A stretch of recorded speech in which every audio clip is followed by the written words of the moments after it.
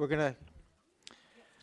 Good evening, everyone, and welcome to the council meeting of October 13th, 2020. We start off this meeting just acknowledging that we are gathered here and web streaming to the traditional territories of the Coast and Straits Salish people, specifically the Lekwungen-speaking people, known today as the Esquimalt and the Songhees First Nations, and that their connections to their lands continue to this day. I also want to just, obviously everybody here is aware we are webcasting. If you're watching live, we're reaching out to you if it's also going to be available for future viewing through the Oak Bay website. We have a number of items on the agenda today, so we'll just get right to it. And we'll start off first off with the minutes. We have two sets of minutes for approval. Council? Move approval. Moved and seconded. Thank you. Any corrections, changes? Not seeing any then, I will call the question. All those in favor? Councillor Green? Yes. Thank you. That then passes. I should just point out, Councillor Ney is unable to join us today due to a family issue, and Councillor Green is joining us remotely through the telephone. So you'll hear me take pauses here as I make sure that she has a chance to speak to each of the items on the agenda. Item number 2 on the agenda is mayor's remarks. I don't have a lot today, but I just a few items that are happening in the community. One, just wanted to make sure people were aware there is a piece of public art that is seeking public input to share your memories of the wolf known as Takaya. And that link is on our website to provide that feedback back to the artist, and they're using that. The artist is using that to inform part of that art piece. So an excellent opportunity just to share your memories. Also want to just recognize the BIA and Public Works. As you're probably aware, there is no trick-or-treat on the avenue this year due to the COVID restrictions. However, the decorations for Halloween are still going up. There'll be pumpkins along the avenue, and so thanks to the BIA for sponsoring that and for Public Works for helping out as well. I'm giving an early notice to people just regarding Remembrance Day. Remembrance Day services, of course, will not be having the large crowds turn out. We can't have that. However, we are still planning to have a live stream service from the cenotaph that day without the public attending. So if you would normally attend that service, just please plan to stay home and participate remotely.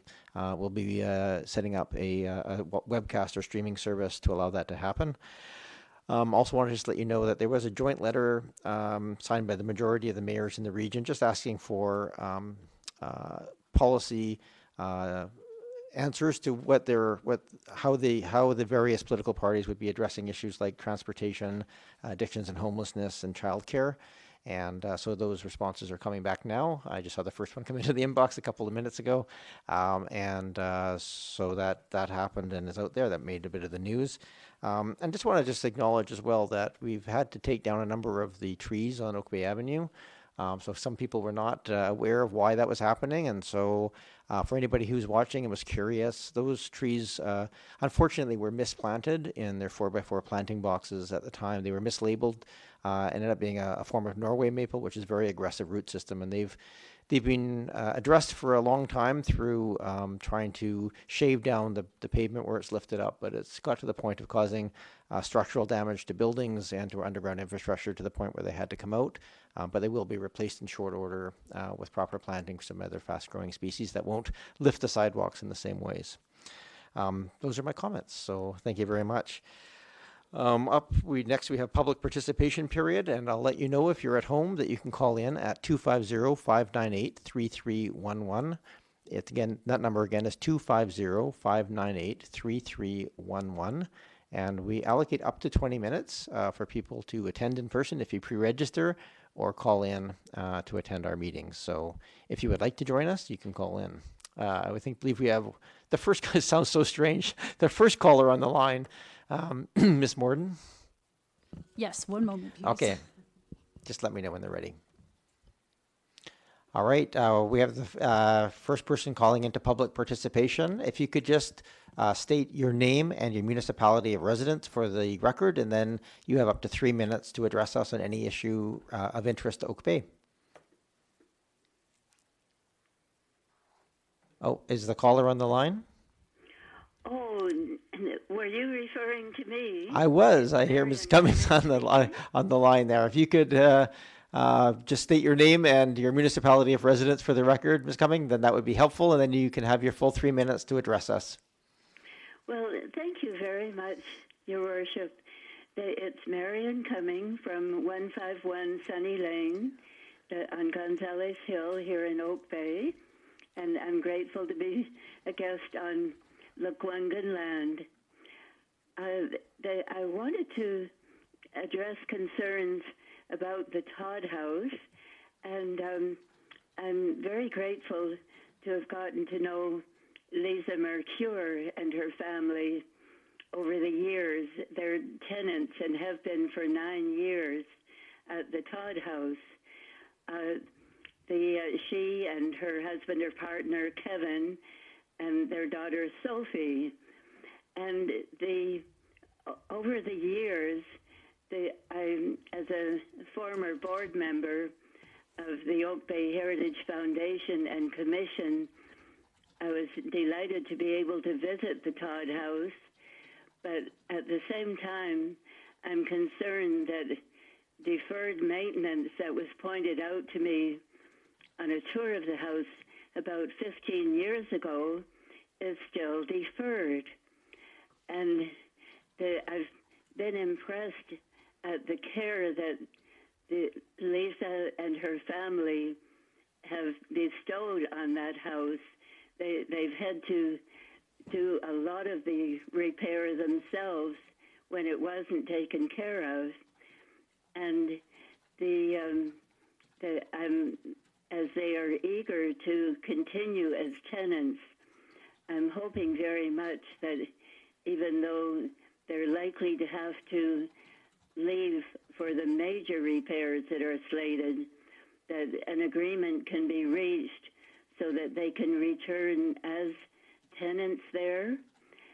And that would mean discussing it beforehand in some detail with Lisa and her family and the neighbors.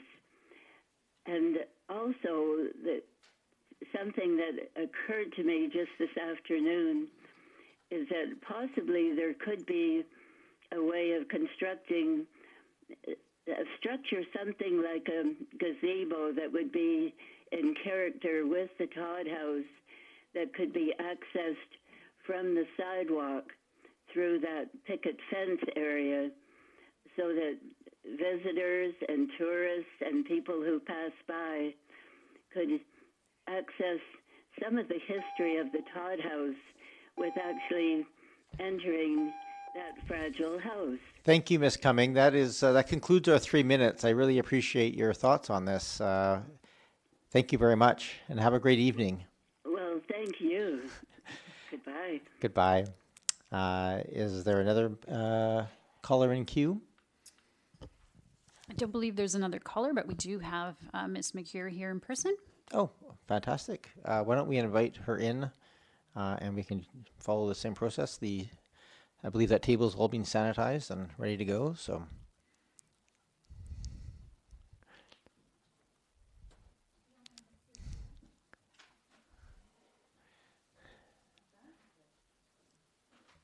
Hello. So process here is, welcome Ms. McCure. If you could just state your name and municipality of residence, although I think we know both of those now, for the record, and then you'll have 3 minutes to address council on any item you wish related to Oak Bay. You have to push the button just to turn the microphone on, though, that's all.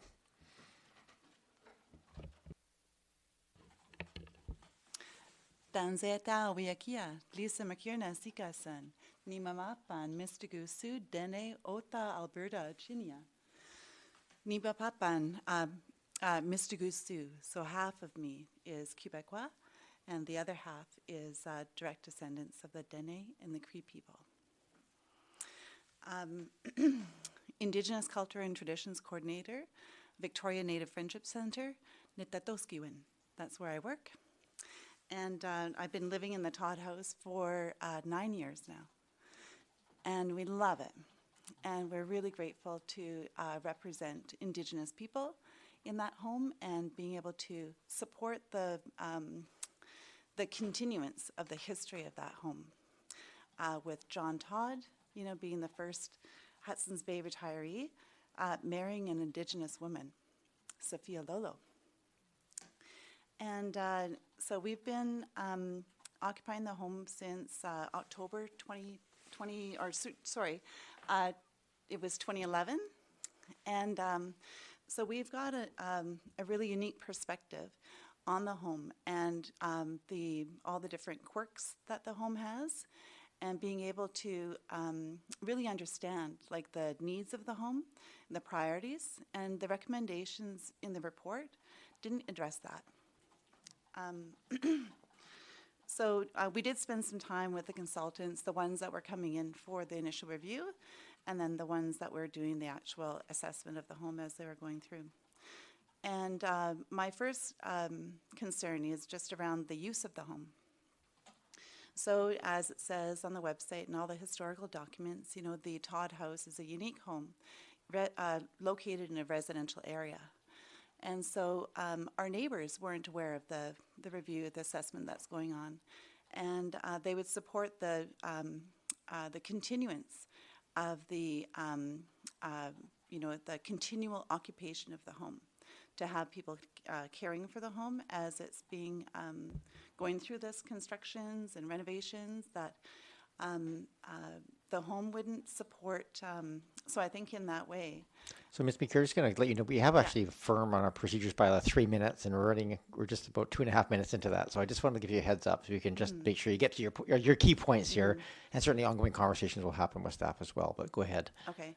So my concerns are actually around the use of the home is one, and two, just around the recommendations for the home that were not considered, including how the home is going to be heated, and we've got about 15 points that we wanted to bring up that were not included.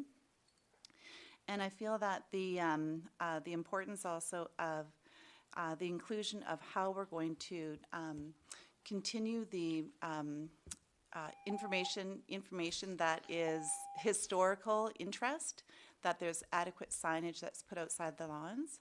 We always welcome any of the direct descendants to come through the home, and would be open to different interest groups, including heritage, to be able to support some of the ongoing small maintenance pieces that the District of Bay hasn't been able to address, as well. I do have to cut you off just because we do have a firm 3 minutes.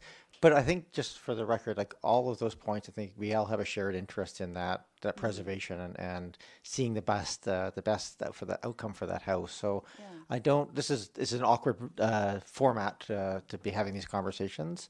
But I would encourage you, certainly, I think you've spoken with Ms. Bay already on items, so just keep that conversation open, and you're also welcome to reach out to me as well on items. But for this format, we have to cut you off at this point. Yeah, I've got a letter of submission, and I understand that there are others that we're going to put forward some information by email.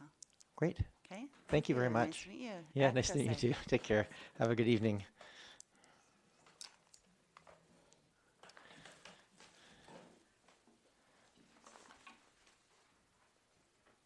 Ms. Morden, is there another call in the queue here? No other calls in the queue. I'm just going to double check with reception.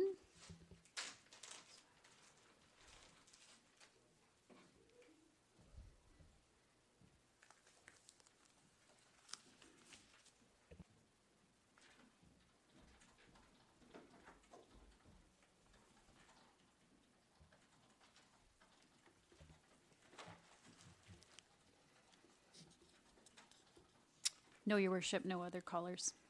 Okay, thank you very much, Ms. Morden.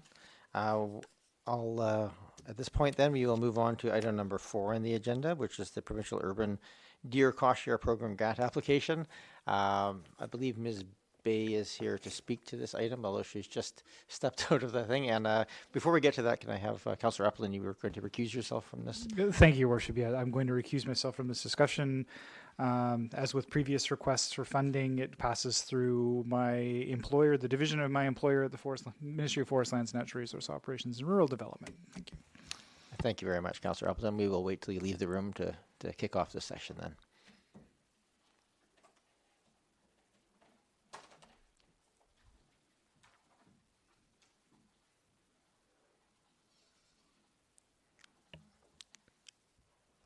For those watching at home, we're becoming near experts now at putting on and off masks as we wind our way through our tight chambers here to get to our seats.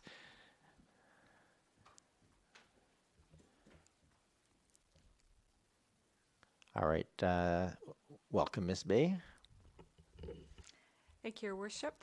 I can provide a brief introduction focusing on the grant application and the budget implications. I believe Urban Wildlife Stewardship Society representatives are on the line and available to answer any council questions regarding this year's deer management activity and what is planned for next year. So the purpose of this report is to seek Council's authorization for staff to apply for a provincial grant to support continuation of the deer management program in 2021. The grant would be for $41,950, which would fund approximately half the cost of the program. If successful with our application, the district would continue its partnership with the Urban Wildlife Stewardship Society to test whether immunocontraception can be applied to does in an urban setting and whether the vaccine is being used is effective at controlling deer population growth. The 5-year financial plan has not to date provided for deer management funding beyond this year, in other words, beyond 2020. So if Council approves the report recommendation, staff will include the expense of both the grant and the district's contribution in next year's financial plan. The project will be funded from surplus since this is a temporary project and there's no ongoing commitment yet from Council to this, so that's an appropriate funding source. Once Council determines whether this is going to be an ongoing project, then the funding would likely be from taxes and it would need to be incorporated in our 5-year financial plan on an ongoing basis. So that's kind of the financial background on this. I know that if Council has any questions with respect to the operations from this year's project or the planned operations for next year, that I believe the representatives from UWSS should be available to answer those on the phone. Thank you very much, Ms. Bay. And are there any questions of Councillor Braithwaite? Thank you, Mayor, and through you to Ms. Bay. I have a question in regards to the grant itself.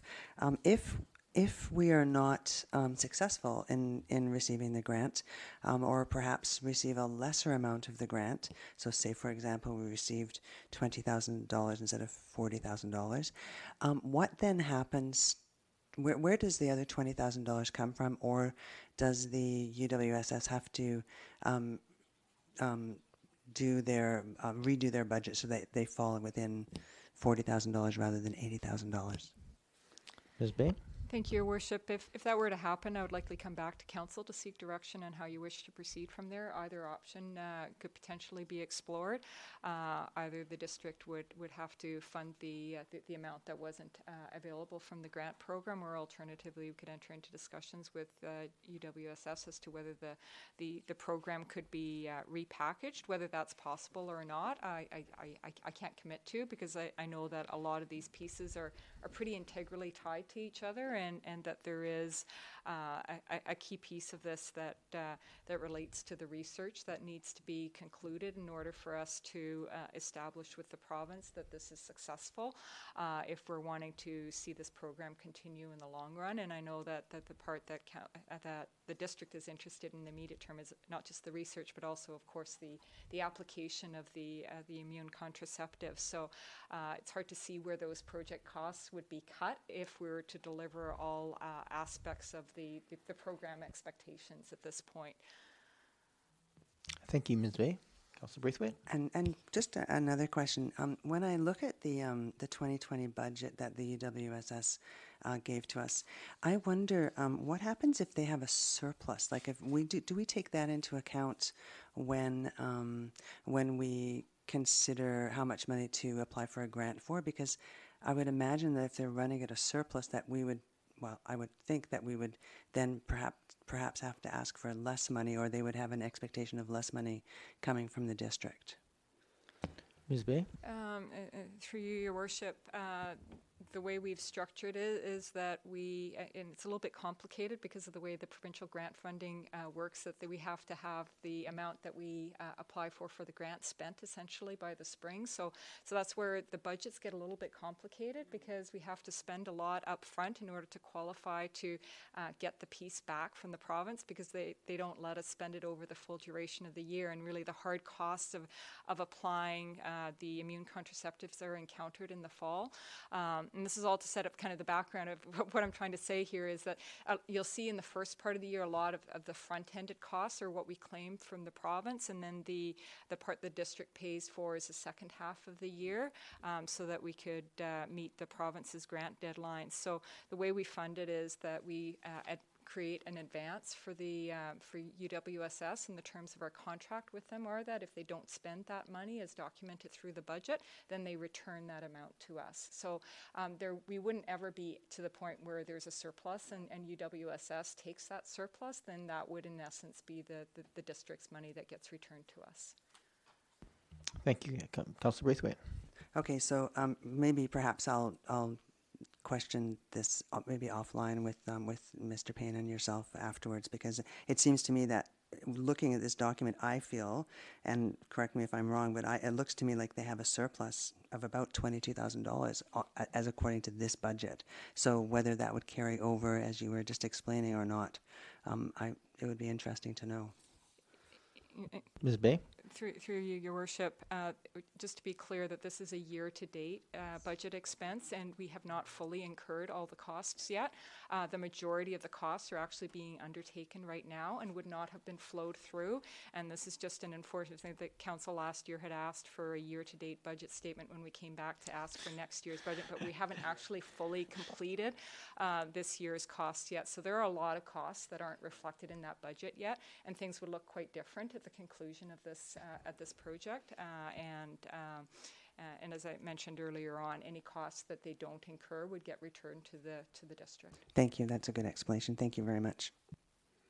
Thank you, Ms. Bay. I will point out I have raised the timing of the grants with the province, because it's very awkward the way that we have to apply at the time of the actual work going on, and then spend it before there's even a window allowed by the province to touch the year that we're applying. It's very awkward, but to this point it has not been changed. Councillor Patterson, then Councillor Zelka. Thank you, Mayor, and through you to Ms. Bay.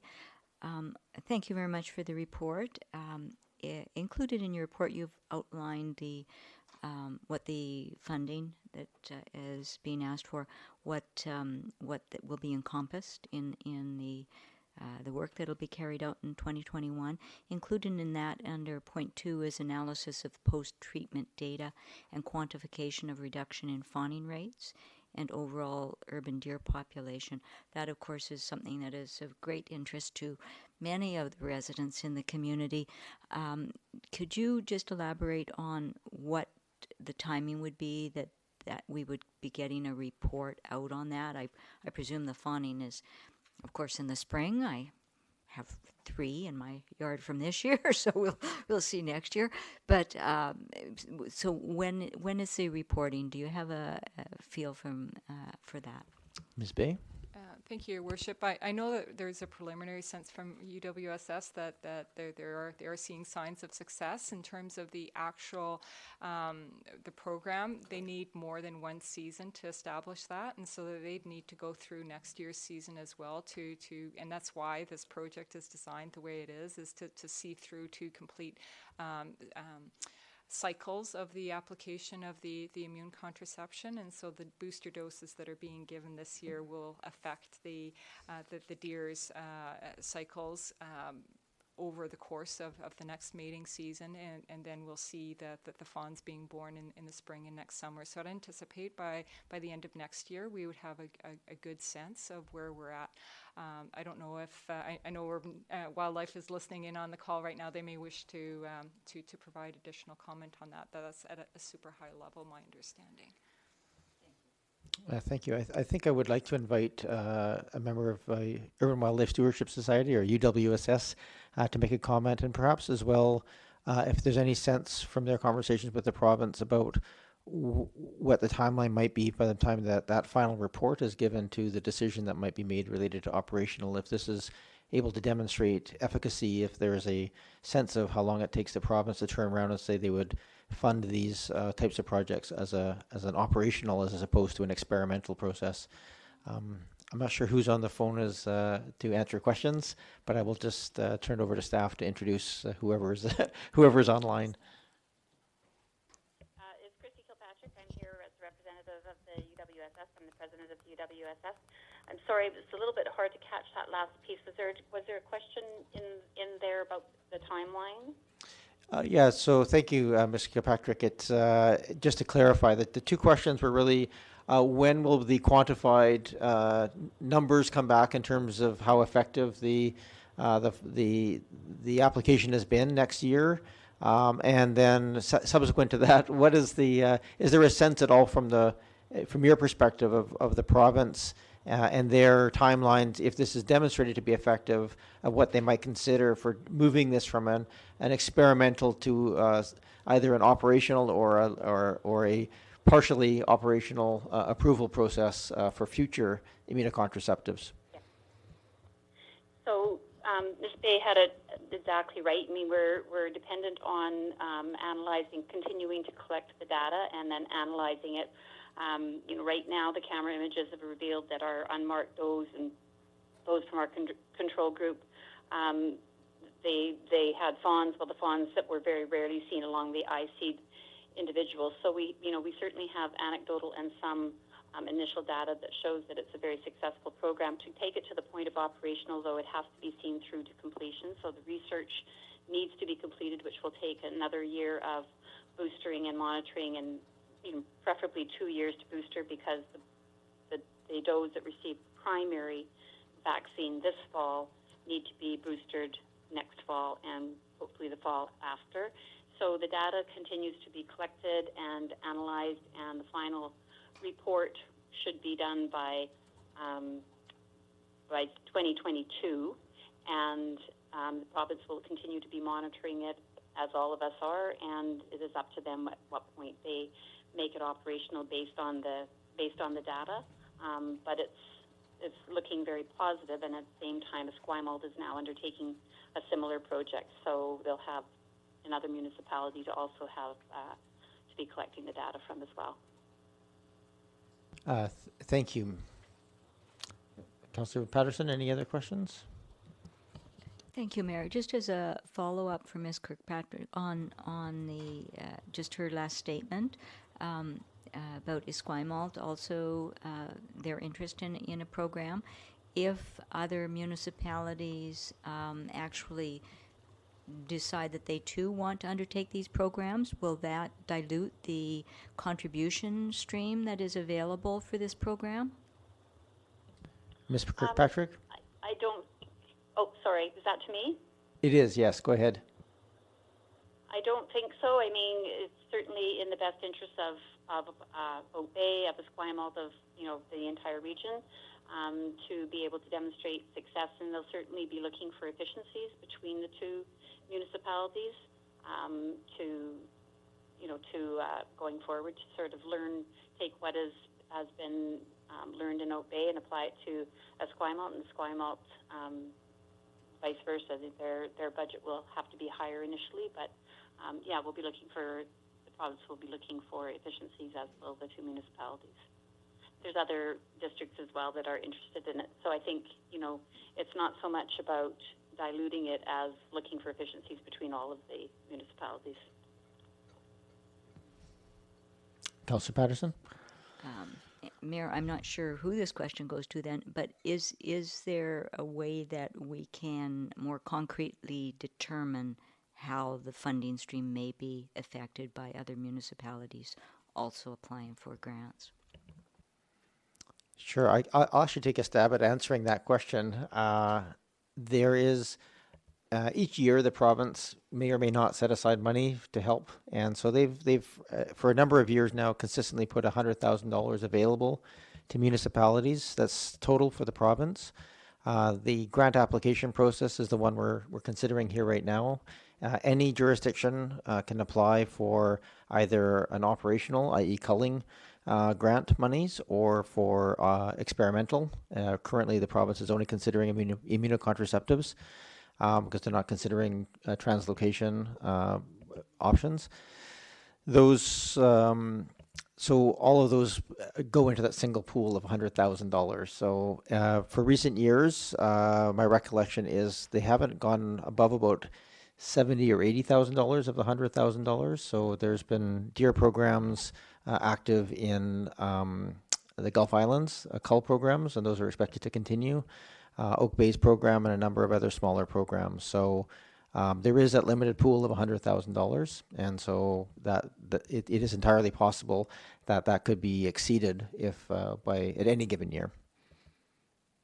Is that clear enough? Okay. Councillor Zelka. Thank you very much, Chair, and thank you not only to staff but also to the Urban Wildlife Stewardship Society for excellent work done on this file. I'm very, very pleased to see that we're in year 2, about to enter year 3, if all goes well. For me, I'm of the mind of in for a penny, in for a pound. So I would definitely like to see this through. I do note from the PUDAC minutes, the Provincial Urban Deer Advisory Council minutes online, it appears that there are other districts, other cities that are wanting to proceed, and it sounds like at the PUDAC level, this is being held back, waiting the final results of this research study. I guess the first question I would have is through to you, Chair, as the member of PUDAC. Is something along that lines true? Are there other districts and cities essentially waiting for us? Sure. Thank you, Councillor Zelka. Through me to you to odd position to be answering questions on these things. Yeah, you're correct. There are others that have expressed interest in using immunocontraception as an alternative for deer population control. None of them have moved forward with anything formal. I understand Esquimalt is maybe this year, but most of them are waiting to see if it can become operational. There are costs attached to the research portion of this that I think most places would prefer to avoid and just move straight to the operational application. Thank you for that, and I appreciate simply the context setting, and again, congratulations to all involved in this project. I think it's a wonderful success story, and Oak Bay looks like we're not only assisting with our problems, but also assisting the province. Thank you. Thank you. Councillor Green, did you have any questions? Okay, thank you. I have just a couple of quick questions to Ms. Kirkpatrick. First, when is there an interim report looking? You've mentioned that the preliminary results are looking positive. Are we expected to see a preliminary report coming back that outlines the results from the first year of application? Yeah, this is the year as we go forward now that the field work is wrapping up, the emphasis will be on the data analysis, and I would anticipate that probably in early 2021 we'll be in position to provide an interim report. Okay, very good.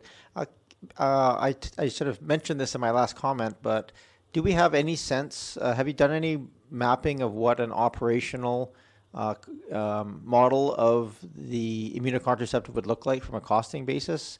Would there be cost savings over what we're doing currently for just doing nothing but the application of immunocontraceptives over the research? No, I can't say that we've done a mapping. What we can say is that, we knew as a research project going into this that there are elements to a research project that wouldn't necessarily be involved in operational. There are certain aspects of the program.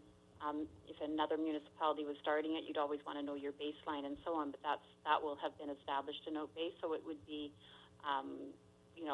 it's been front-loaded, but I can't give you the specific cost of this. We would have to map that out. Okay, thank you very much. That's satisfactory from my perspective. My only comment here, and I probably shouldn't before we have a motion, but I'll make it anyway, is just I understand that there's going to be an executive summary attached to this report as well, and I think that'd be worthwhile. The adjudicators on the PUDAC panel are just the elected officials who sit there as lay people, and so the more clarity and sort of sales pitch we can give them as part of that report, the better off we are as an organization. So I appreciate that. Are there any, if there's no more questions, we'll take a motion and then we can have discussion around the motion. I need someone in the room, if that's possible. Just to authorize an application for grant. I'll second that. Moved and seconded. Thank you very much. Is there any further discussion? Councillor Braithwaite? Thank you, Chair.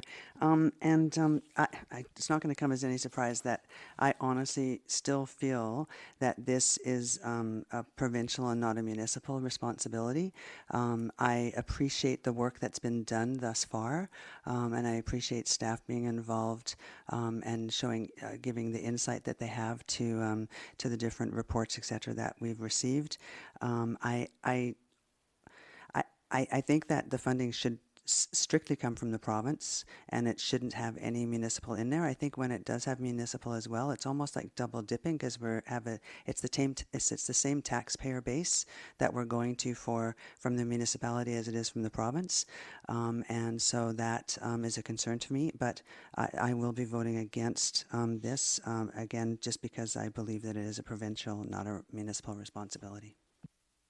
Okay, thank you, Councillor Braithwaite. Any other discussions? Councillor Patterson? I'll go to Councillor Patterson, then Councillor Green. Thank you, Mayor, and I appreciate certainly Councillor Braithwaite's comments, and I think that they are very appropriate. This is a provincial issue, but it is an issue that we as residents live with on a daily basis in the community. And I, like Councillor Zelka, really appreciate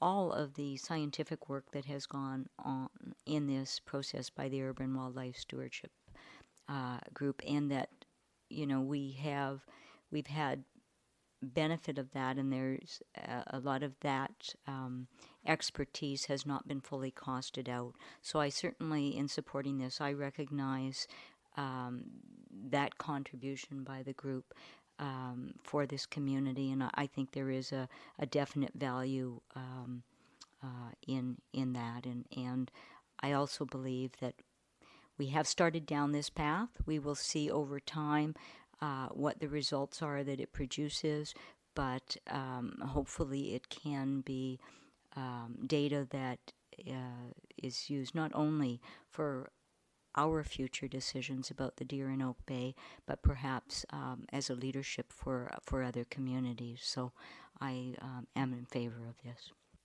Thank you, Councillor Patterson. Councillor Green? Yes, thank you.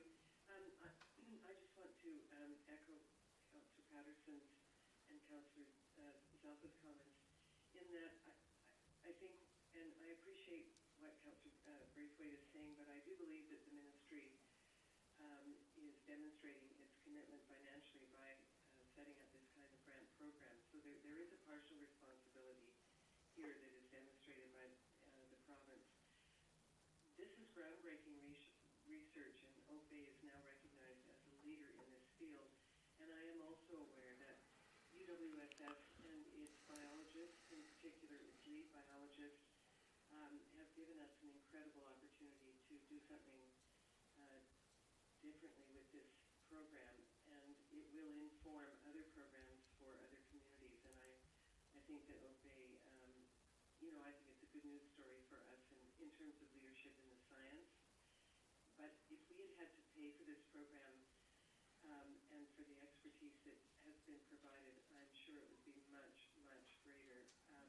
I understand potentially that the community of Esquimalt will be paying more for their program for the same expertise. So I think the fact that we were the first to do this, and I think having had the opportunity for research is a cost savings to our community in some ways. That's my understanding. So obviously I will be supporting the motion. Thank you. Thank you. Any other comments? All right, thank you. I appreciate Councillor Braithwaite raising it. I think it's never a bad thing to remind everybody that this really is these are provincial deer. We can only touch them at their allowance, and I am appreciative that they are willing to fund part of this, but certainly I understand the desire to see them take up their full responsibility. I also have to support this, though, because I think right now it's our only option for actually actively reducing the deer population, and I wouldn't want to do anything that would get in the way of that possibility at this point. So I think it's I'm glad to hear it's having some potential early promising signs, and I look forward to seeing that get turned into an operational allowance from the province in this as soon as possible. All right. Any other comments, questions? Nope. All right. Call the question. All those in favor? Councillor Green? Yes. Any opposed? Councillor Braithwaite opposed. That passes. Thank you very much. And good luck with the grant application. Item number 5 on the agenda, if we can just have Councillor Appleton invited back in. Ms. Borden, can you just go out? Thank you.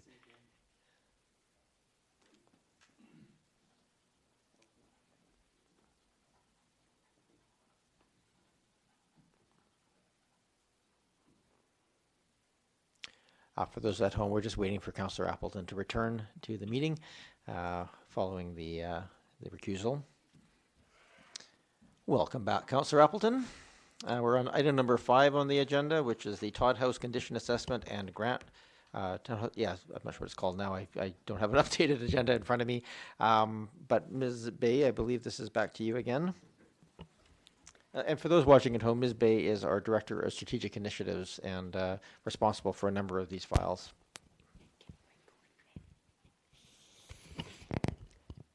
Thank you, Your Worship. The purpose of this report is to relay to Council the consultant prepared Todd House condition assessment and obtain Council's direction on next steps. Todd House is a municipally designated heritage property dating from the 1850s, located at 2564 Heron Street. The property came into full municipal ownership in 2006. It is in a state of disrepair due to insufficient ongoing structural maintenance. Late in 2016, the District of Oak Bay commissioned Heritage Works Limited to prepare a condition assessment report for Todd House to identify repairs needed. The assessment of the property has now been completed, and I see Gordon McDonald from Heritage Works has joined us here at the meeting, and he is available to provide an overview of his findings. Thank you, Ms. Bay, and welcome, Mr. McDonald. Nice to see you here. And yeah, I think we have your very, very full report on the condition of the building, but would welcome a little overview from you, and appreciate you being here to answer questions. Yeah, thank you for turning on your microphone. Yep, there we go. Good evening. And I would love to take credit for the report, but I think Ben would kill me afterwards. So it's obviously a group effort that goes into these things as always. So a couple of things to emphasize after spending some time at the Todd House.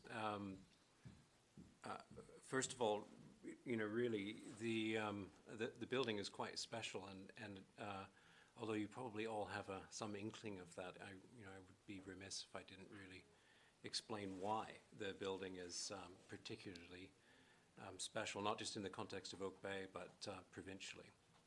And it's not just that it's particularly old. It's one of only a handful of buildings that we have from this early period of the development of the Victorian Oak Bay.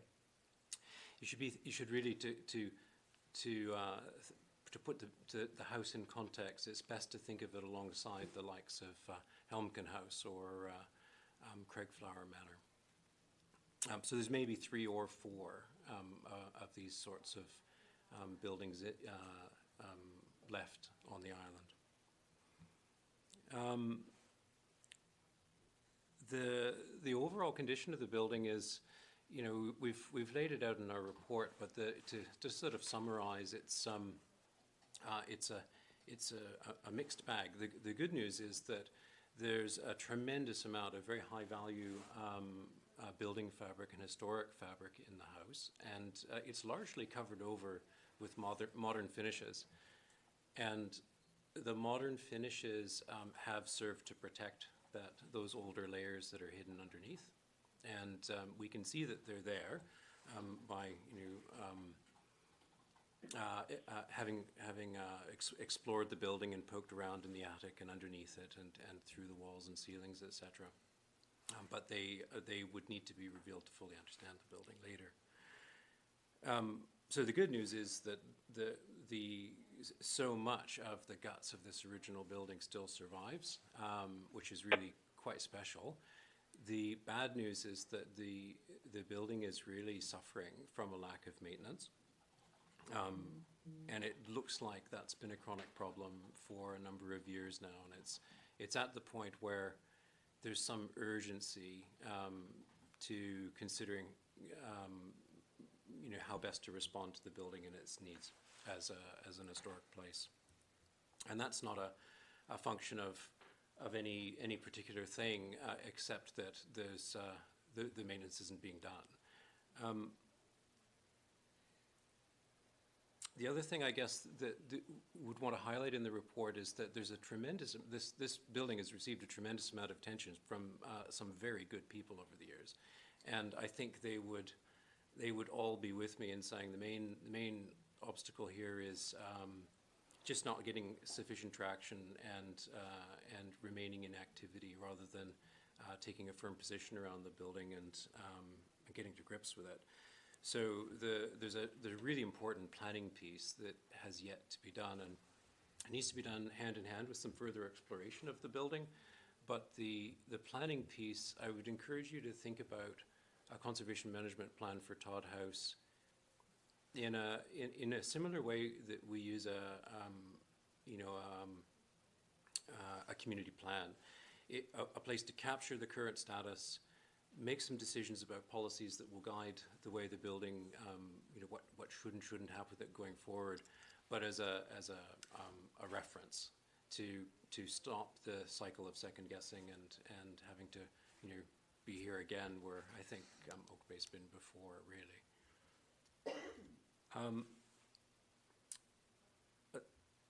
Two other things, I guess. One,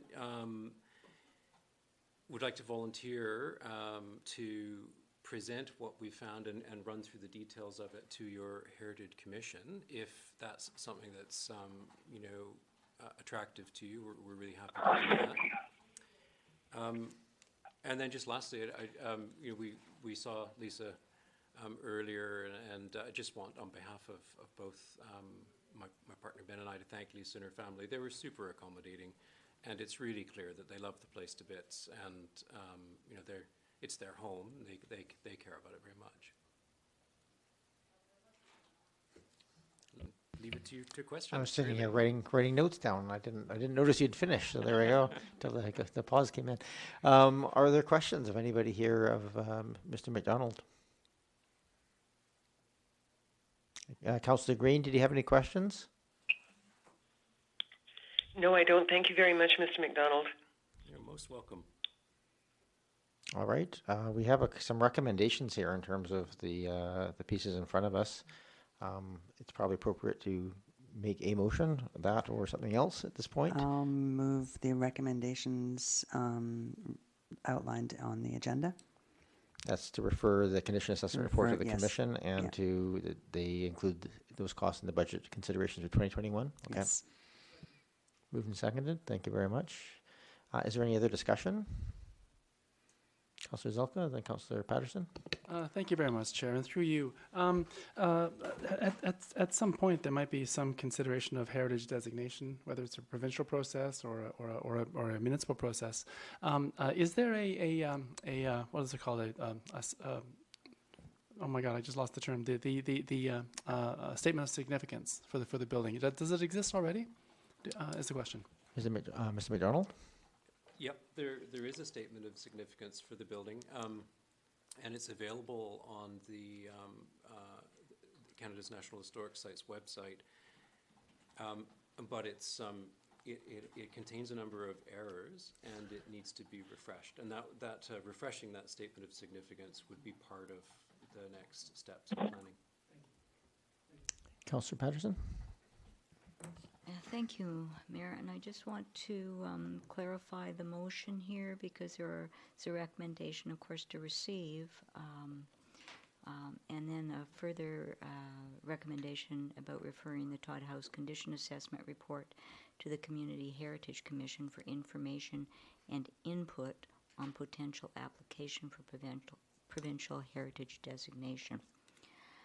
Could I just please clarify exactly what it is that the ask is of the Heritage Commission? Because if it is if the ask is their review of the assessment reports and consideration of a new statement of significance, that's very, very straightforward in what they consider.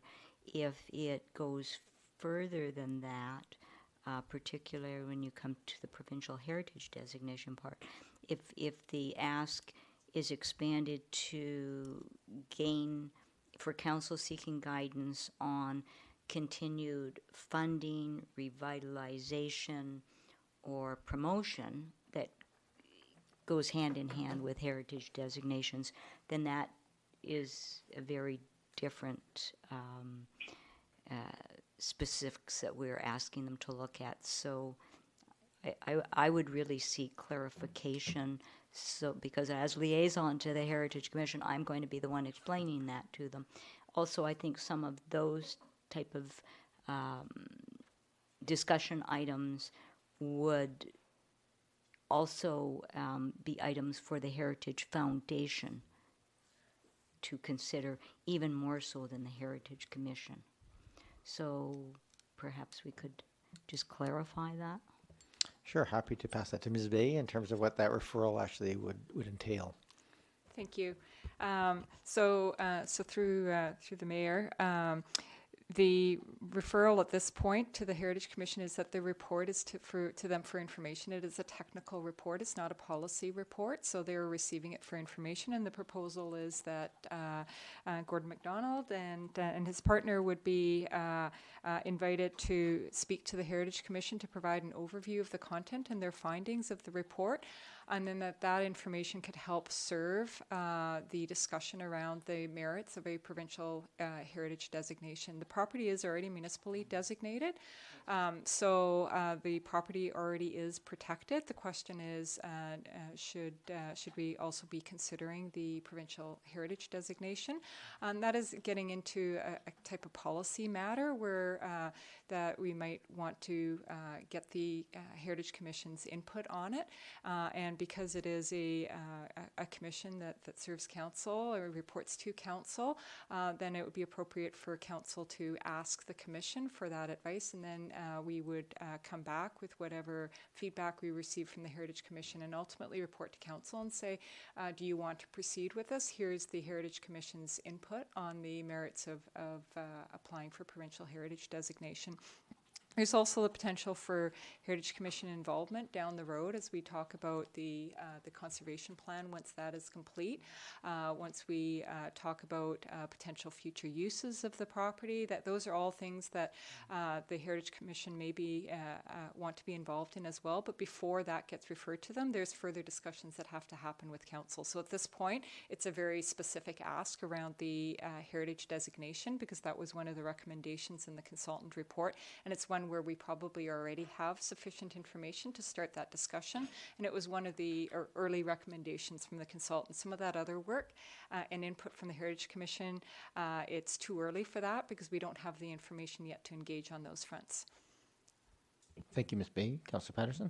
Thank you very much. I think that really succinctly conveys to me exactly what we're looking for specifically. And I think that is very important, because when we get into discussions on heritage, they can morph into a broader conversation. So that's good advice to be able to follow. Thank you. Yeah, thank you. So was there a second hand? Councillor Zelka, did you have a hand up? No? Go ahead. I'll ask the question anyway. I do note in the report that we have some reserve funds that are available for the Todd House. First question through you to staff is, where do those reserve funds come from? The bulk of them, I should ask. Ms. Bay? Thank you, Your Worship. we're still trying to track down whether there's an original piece of it that came from the province when it devolved from the province. So I can't speak definitively on that piece of it, but I can say that the reserve fund is being built up over time through the rent revenue that's received from the tenants on the property. So that rent pays for maintenance on the property as it comes along. So if a hot water tank, for example, goes, that rent money that we collect goes to help fund that hot water tank replacement. And over time, that reserve has been building up. So that's where the money in part comes from. I don't know. There is a contribution, I think, at some point from general reserves from council that came from other sources that were put into that some time ago. But I can't speak to the exact details of that as it's quite some time ago. Thank you, Ms. Bay. Go ahead, Councillor Zelford. Very much appreciated. Thank you very much. Yes, your corporate history. If only we could bring back all the previous councillors and just empty their brain into our archives. With respect, I understand that the day-to-day maintenance tasks, of course, are being done, no doubt by the people that you're organizing. But with respect to the deferred maintenance task, are we, in terms of scheduling, will we be waiting for some of these items to be completed in terms of before we start moving on that, or is there any idea of scheduling yet? Ms. Bay? Through your worship, the reserves do allow for us to start the work that's been itemized in the report, and council has provided for the spending of that, some of it even to start this year. So staff are authorized in terms of having spending approval to go ahead with that. So part of what we will be doing following council's, should council endorse this, is we'll start to look at how this gets funded. There might be other funding mechanisms as well that we can explore, and we'll need to figure out how best to stage the completion of the work. But fortunately, the reserves that we have in place, at minimum, should be able to fund the majority of the emergency repairs. So that's a good position to be in as the district. Thank you, Councillor Zelka. I don't see any other hands up. Councillor Green, any comments? I'm sorry, what was that, Kevin? I was on mute.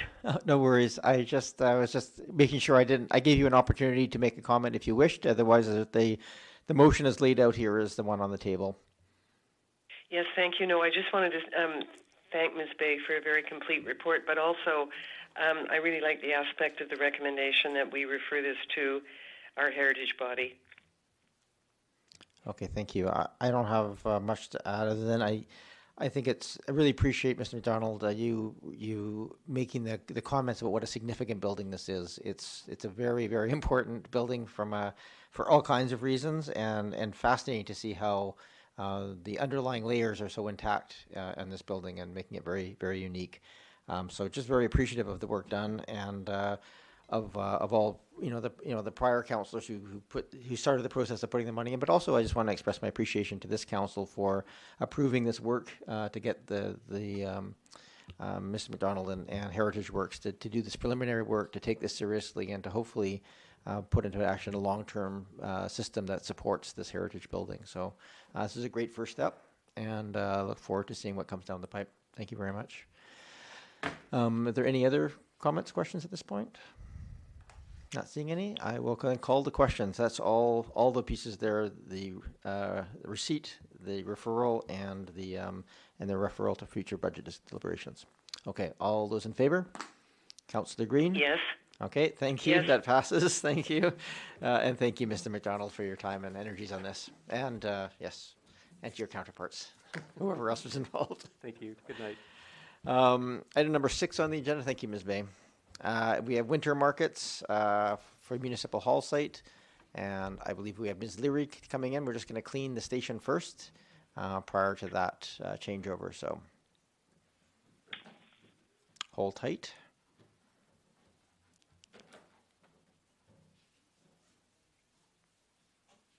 Every meeting is just a little bit longer with all these careful ins and outs and wipe downs.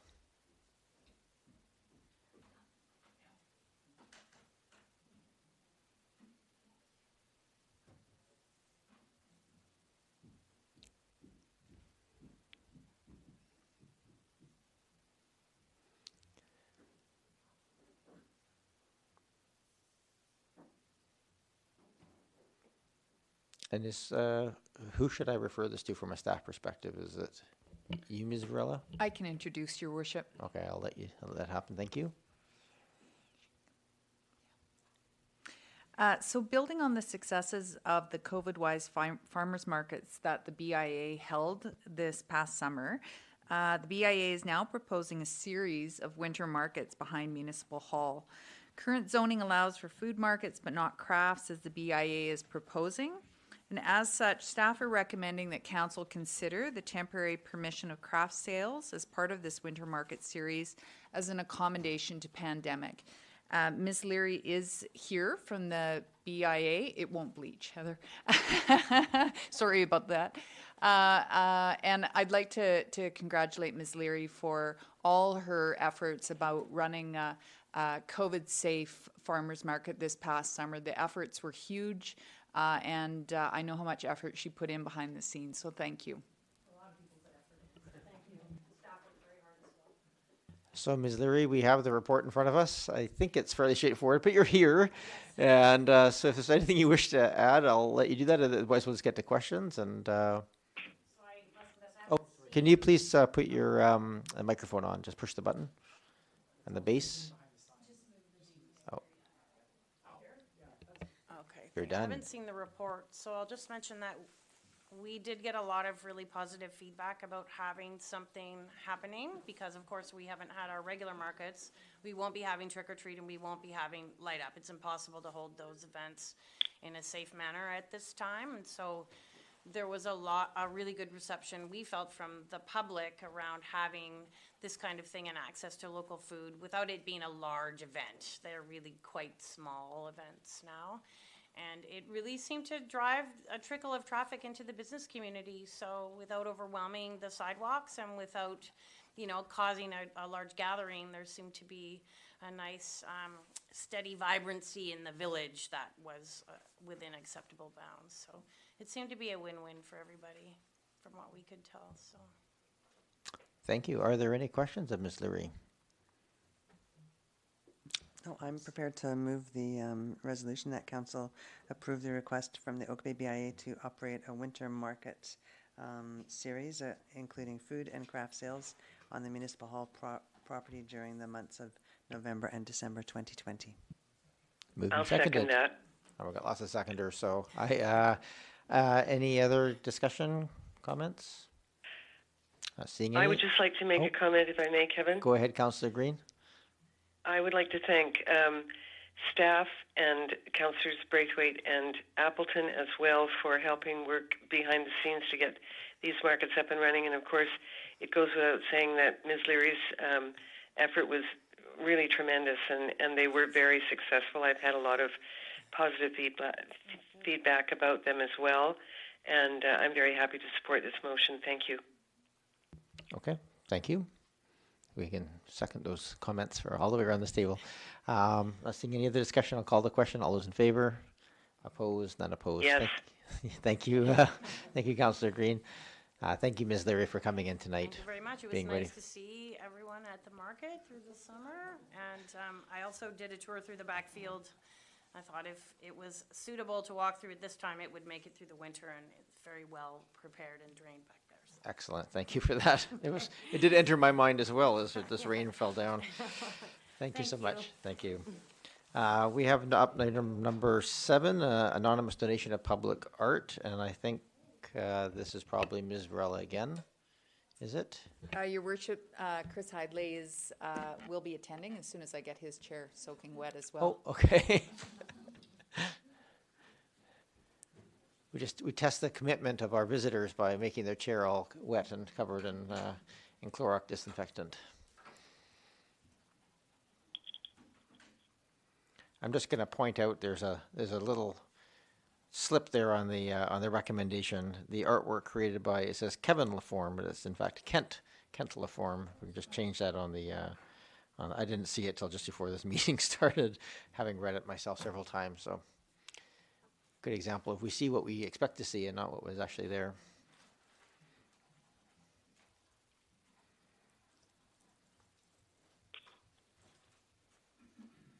And we are ready. Excellent. So, well, joining us at the table here, for those at home, is Mr. Hidley. He is our manager of parks, and thank you for coming today. Thank you, Your Worship. Oh, can you just, yeah, thank you. Go ahead. Yeah, thank you, Your Worship, fellow council members. Just before you is the anonymous donation of public art, and the recommendation is as follows, that council refer the proposed artwork created by Kent Laforme to the Public Arts Advisory Committee for comment, and further that staff provide the comments of the Public Arts Advisory Committee and this staff report dated October 13th, 2000, to a further committee of the whole meeting. And I'll also mention that multiple sites were reviewed, and it was agreed upon that Cattle Point was the favored location, as it was located within the sight lines of the island where Takaya lived.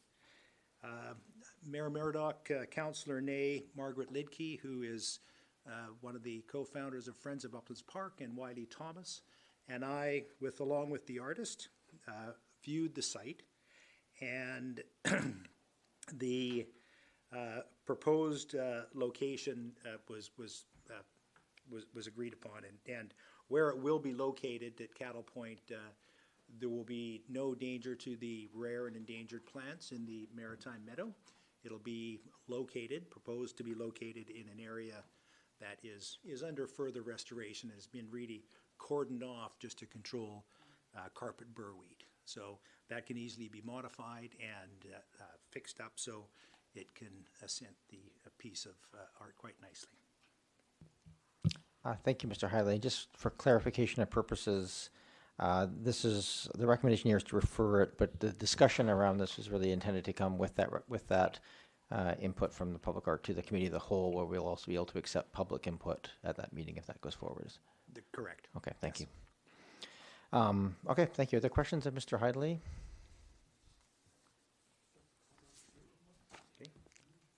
If maybe we can get a motion, then we can have comments then. I'll move option 1. I won't read it out, but to basically refer it to the Public Arts Advisory Committee and to direct staff to provide comments to a future committee of the whole meeting.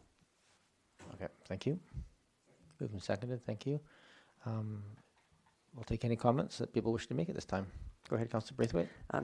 Thank you very much for your work on this, and thank you to the mayor for sharing the video that was produced as well. I thought that was great. I think it's wonderful that we've reached out to all of the different groups that would be involved, including Friends of Uplands Park, First Nations, and other groups as well. And I think that this project, if it goes ahead, is going to be really lovely and a real tribute. So thank you very much for all your work on it. All right, thank you. Any other comments? Not seeing any. Councillor Green? No, I agree with Councillor Braithwaite and would also like to thank Mr. Hidley and everyone else involved. Thank you. All right, well, we'll get a more fulsome discussion, I'm assuming, at the next committee of the whole or whenever this comes back. So thank you for that. Seeing no other comments, I will call the question. All those in favor? Opposed? Not opposed. Councillor Green? Yes, I'm in favor. Okay, thank you. That's great, and I look forward to hearing the feedback from the Public Arts Advisory Committee. Item number 10, the Heritage Plaque. This is, for anybody watching at home, if you looked at an earlier agenda item, was not on here, but due to some timing requirements from the federal government, we had to move this up to this meeting to get some direction from council before the federal government would consider their plaque considerations. And Mr. Hidley, you're here for this one as well, I understand? I am, Your Worship, yes. Would you like to give a quick overview as well? Sure. Thank you. The recommendation is that council support a permanent installation of a commemorative plaque to be provided by Parks Canada in recognition of Uplands as a National Historic Site, and the preferred location suggested is the Midland Circle, which is geographically central to John Olmsted's original design for Uplands. And in order for us to proceed for the final approval from the Historic Sites and Monuments Boards of Canada, The municipality needs to enter into an agreement to be completed and returned to Parks Canada by October 25th.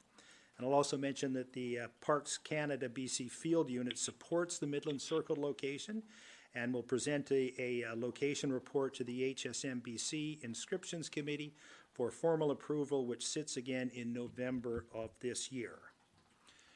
And there are also various different styles of plaque that can be considered for installation, everything from a small metal base to a footprint that's a little bit larger that would be exposed aggregate, but that can be reviewed once the final proposed site is approved. Thank you, and I'm going to ask the question I know is probably going to be asked, which is there's nothing here on the contents, the specific contents of that plaque. Is that to be determined by that board at the time? We're just dealing with the siting at this point. Just dealing with the siting, yes. Okay, thank you. Okay, I knew it would come up, so let's jump to it right away. Are there questions of Mr. Heideley? Go ahead, Councillor Appleton. Thank you, Your Worship. Through you to staff. Just further to your question, which is a similar question, does the district, given the fact that it's going to be situated on district property, does the district have right of review or right of approval of the content of that plaque? Mr. Heideley? Through your worship, thank you, Councillor Appleton. I think so. I can't guarantee that 100%, but I have, just in the few conversations that I've had, I have been led to believe that all of the various aspects that the plaque needs to reflect will be printed in print. I know that's a little bit vague. I apologize about that. Councillor Appleton, I see your eyebrows. This is the nice thing about being in person. You can read body language. You look like you want to add a follow-up. Yeah, thank you, Worship. I appreciate it. The reason I asked this question is because the decision to proceed forward with this obviously was taken by a previous council. I was not on council at that time. In my personal opinion is that the content of the plaque, I recognize that the designation was for the heritage aspects of Olmsted's design and the design of the Upland subdivision. I am fairly adamant about the fact that the plaque's content should reflect the Indigenous history of the site. And I think that that's a responsibility that we carry to advance that recognition.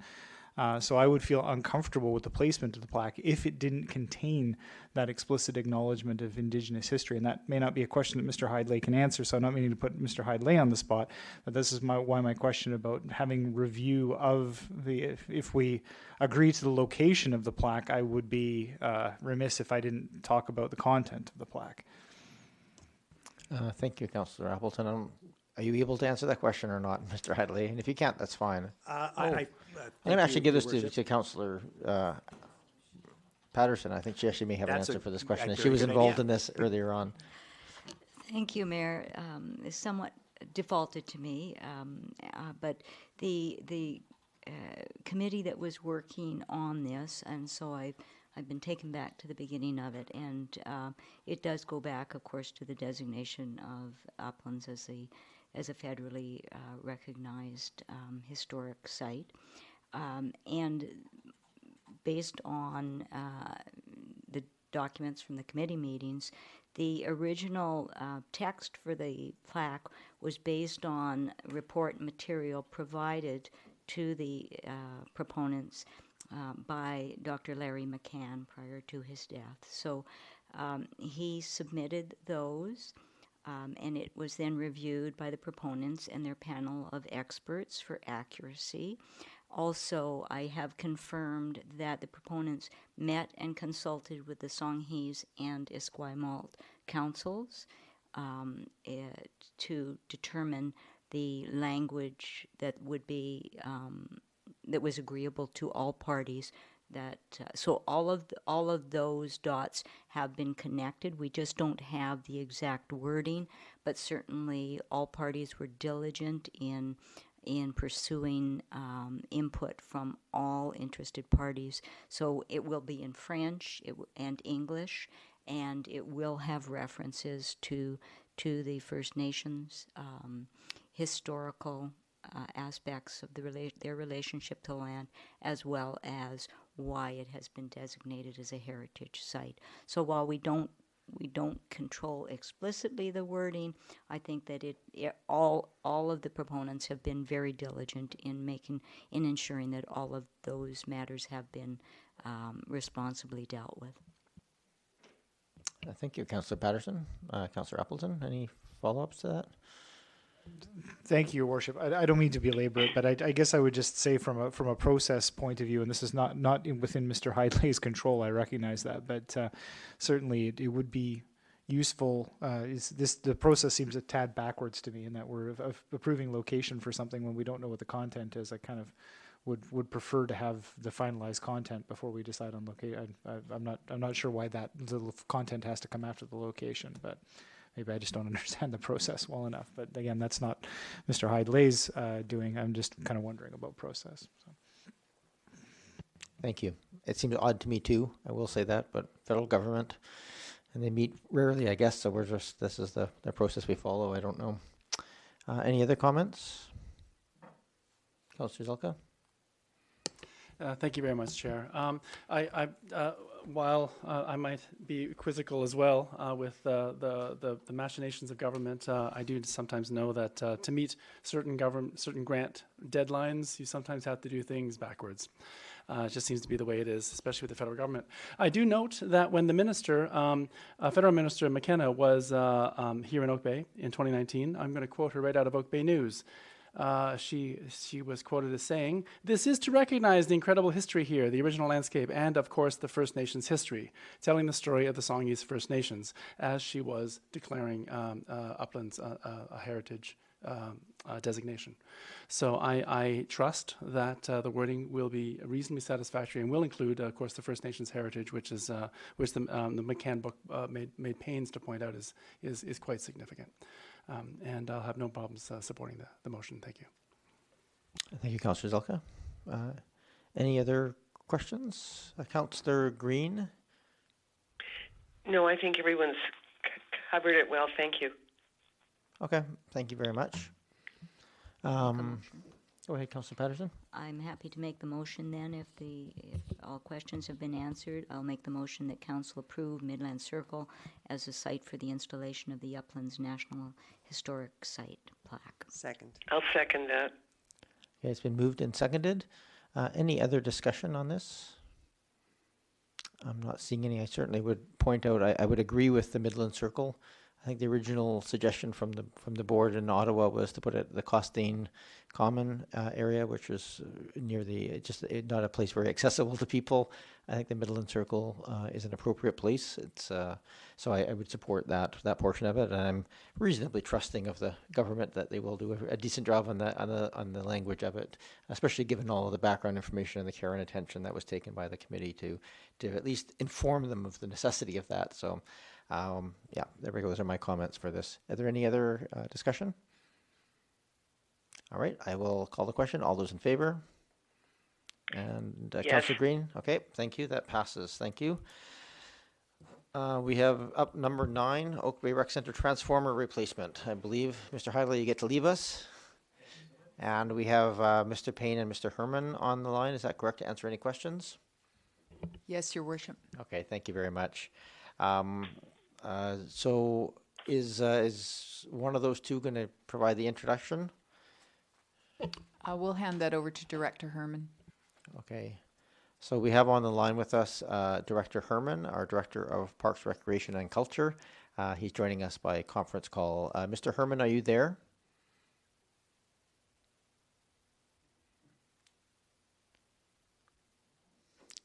Mr. Herman, we can't hear you if you're talking, so you might be on mute or we may have lost you.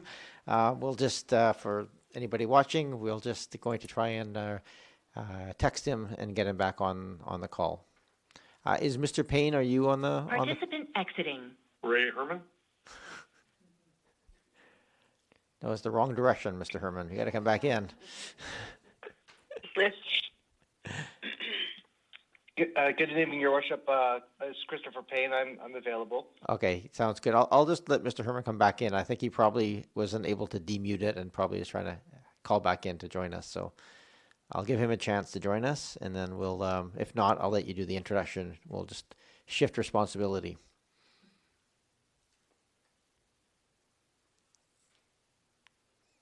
Announcing participant.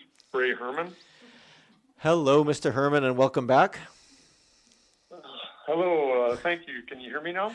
We can hear you now. Yes, thank you. I'm not sure what happened there, but thank you for. We heard you exit, so I figured you must be coming back in again. So we're just asking you if you could just give a quick overview of the transformer replacement tender OBRCO 2 2020.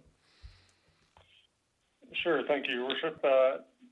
I'll just touch on the pertinent points. If Council recalls, we did come to Council in January of this year asking for early approval for this project to replace the electrical transformer that is part of the main electrical feed into the Oak Bay Rec Center. That equipment was installed in 1973. It's original equipment to that facility.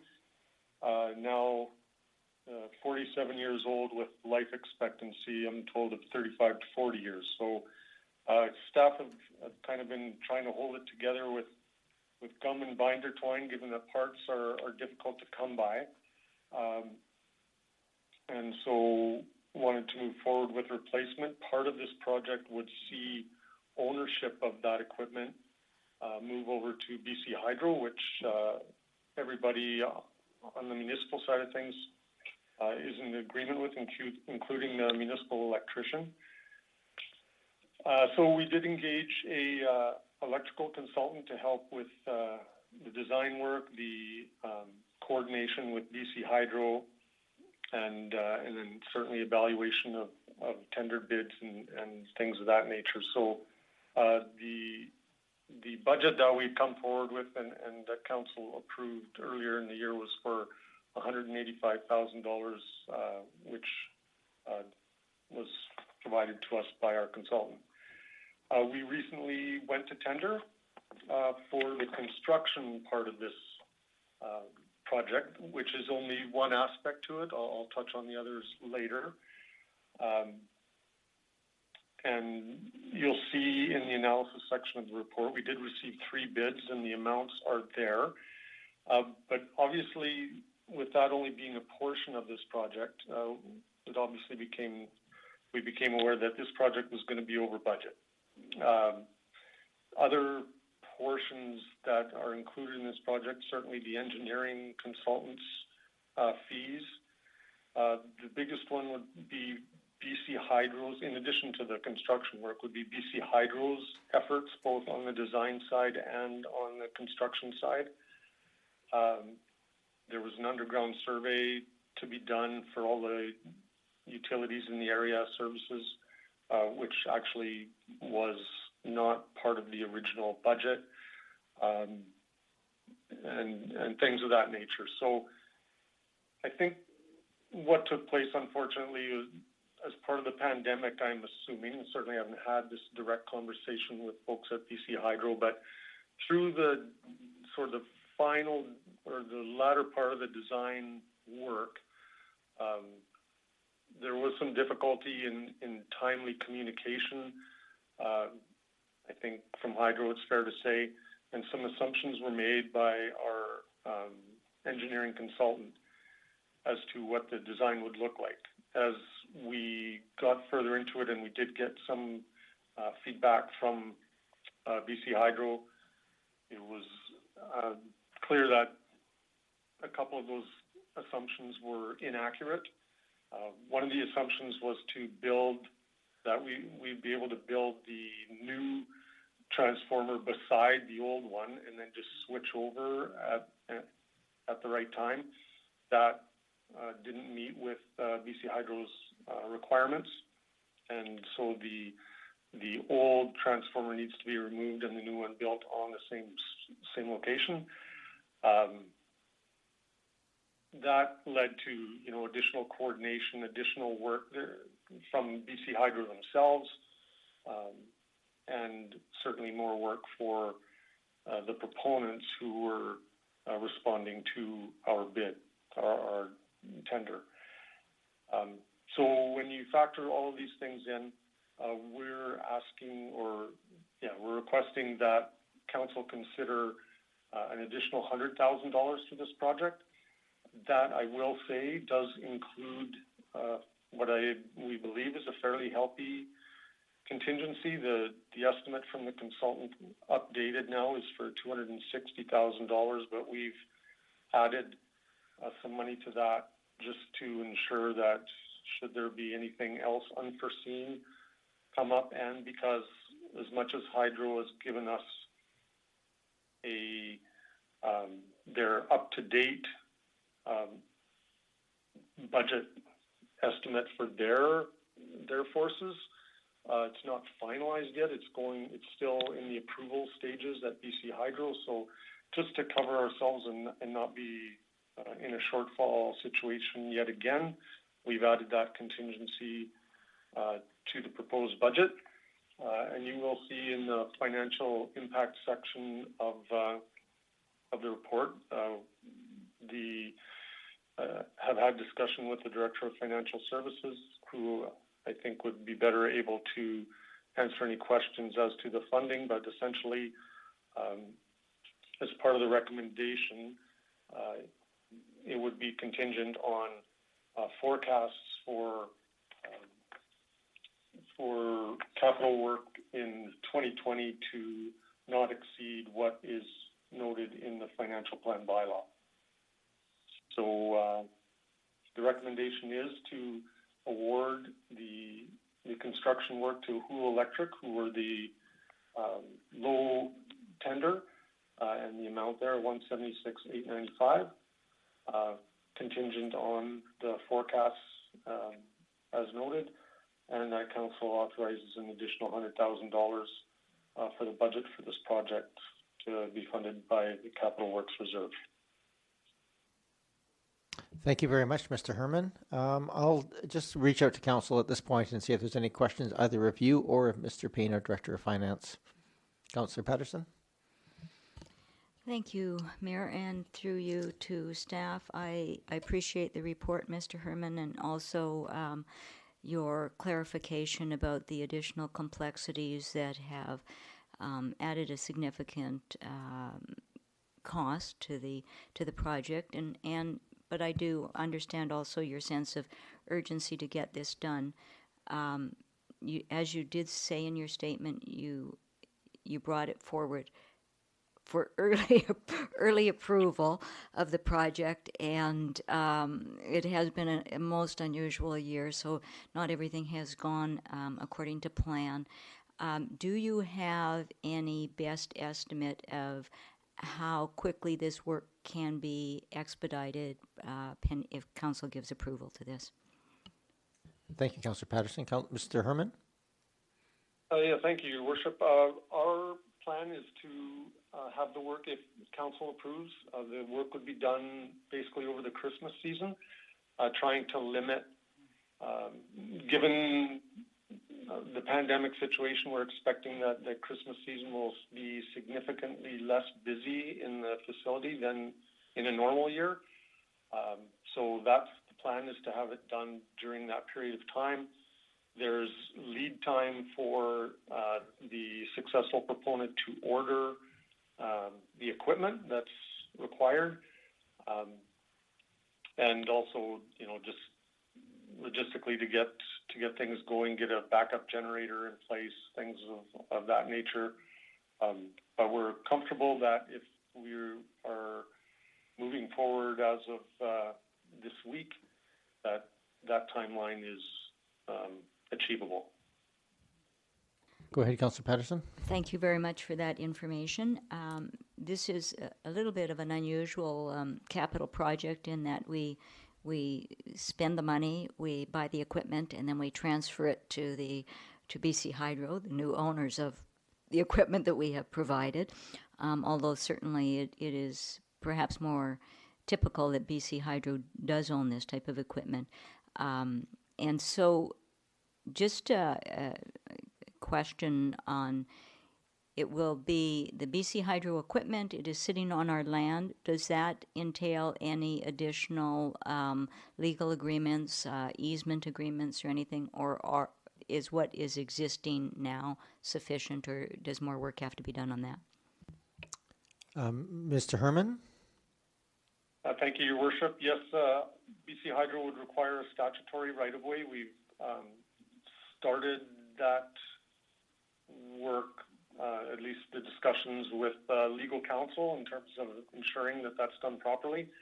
And that's one of those additional cost items that I had mentioned above and beyond this construction budget. So, yes, that will be done and in place so that Hydro can come in and do the work that they need to do legally. Yeah. Thank you, Mr. Herman. Thank you, Mayor. I have no further questions, and I will be supporting the staff recommendation. All right, thank you. Are there other questions of Mr. Herman or Mr. Payne on this? Go ahead, Councillor Appleton. Thank you, Your Worship, and through you to staff. Is it? If I get this right, my question is a large portion of the additional $100,000 being requested here attributable to changes to the design that have been forced by sort of a late in the game specification brought about by BC Hydro? Do I get that correct? Mr. Herman? Your Worship, I want to make sure I characterize it properly. I don't really want to be perceived as throwing BC Hydro under the bus. The assumptions were made. It's not a change that Hydro has requested to their own. They didn't approve the design previously. The design was done by our consultants, electrical engineering consultant, who was also tasked with coordinating with Hydro. But as mentioned, given, I'm sure BC Hydro was dealing with pandemic challenges the way everybody else was. This probably wasn't the highest priority item on their agenda. And in order to keep the timelines achievable, some assumptions were made based on, I guess, the electrical consultant's experience and best guess. So yes, it's true that then when we did hear from Hydro, changes had to be made, but it wasn't a matter of Hydro having approved something that they then later on changed their mind, if that makes sense. Councillor Appleton? I think so. If you permit me a follow-up, I guess what I get by, and thank you for that, what I get by the content of the report is that obviously it seems to be, from a logistics point of view, preferable for BC Hydro to take on long-term ownership of the equipment. And that's basically, if I get this right, that's based on the idea of the elimination of long-term maintenance costs of the physical plant, or the physical aspects of the transformer and those types of things. Is that correct? Your Worship, yes. That, in my experience, I've never seen an arrangement ever. I wouldn't say it doesn't exist, but certainly it hasn't existed anywhere that I've worked where we would own that equipment. That's a new one for me. Even our municipal electrician is, not particularly comfortable with us owning that equipment. And I would say that even if we were to retain ownership of the equipment, it would still need to be rebuilt. I don't know what those costs are because we haven't gone down that road, but there would still be substantial costs one way or the other to replace what is 47-year-old electrical equipment. But certainly as part of this, we're taking the opportunity, and as you could imagine,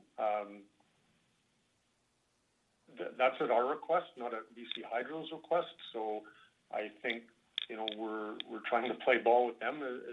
I believe that it's to our advantage that they're willing to take this equipment over. And so we're trying to tread lightly there in terms of our demands. But certainly, yes, we think overall it's a big win to have Hydro take over ownership of that equipment, which includes then ongoing maintenance and perpetuity. Councillor Appleton, anything else? No, thank you for that. Thank you. This was an odd one all the way around, I have to say. Any other, Councillor Green? I just want to make sure I give you the chance to jump in if you have any questions or comments. No, that's fine. Thank you.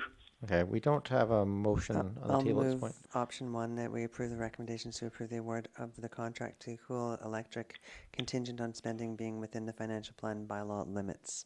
Second. Second. Okay, moved and seconded. It's funny having your disembodied second come through, Councillor Green. I'm sorry. No, it's good. It's fine. Are there any other discussion on this item? Not seeing any. Okay. All those in favor? Councillor Green? Yes. Okay, thank you. That passes. Then thank you, Mr. Herman and Mr. Payne, for your work on that and for being here tonight to try and answer questions. Next up, we have Mr. Haran. Excuse me, Your Worship, can I interrupt momentarily?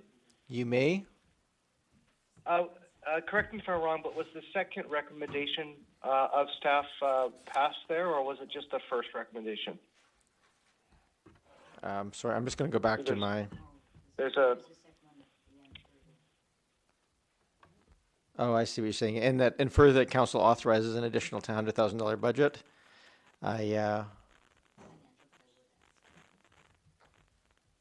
Yeah, so I think given that when it was read out, even though they said I'll move the recommendation, I would take another motion just to add the and further that. Council authorizes an additional $100,000 budget for the transformer. I'll make that motion. Second. Moved and seconded. Any further discussion on that motion? Seeing none, I'll call the question. All those in favor? And Councillor Yes. Green? Okay, thank you. Thank you, Mr. Payne.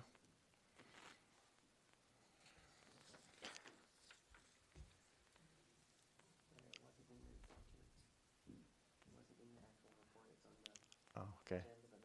Participant exiting. Ray Herman?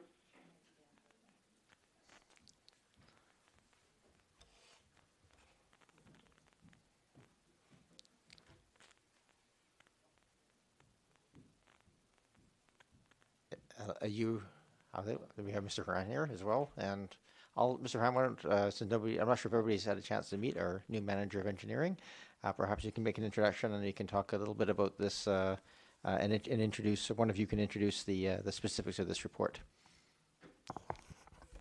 Thank you, Your Worship. I'd just like to introduce the new Manager of Engineering Services, Stephen Rennick, a professional engineer who's joined us about 6 weeks ago and has gotten sleeves rolled up and into action very quickly. So, and we're coming tonight with a report on a very specific issue that's been on our plates for a while. And I'll, with your permission, turn it over to him.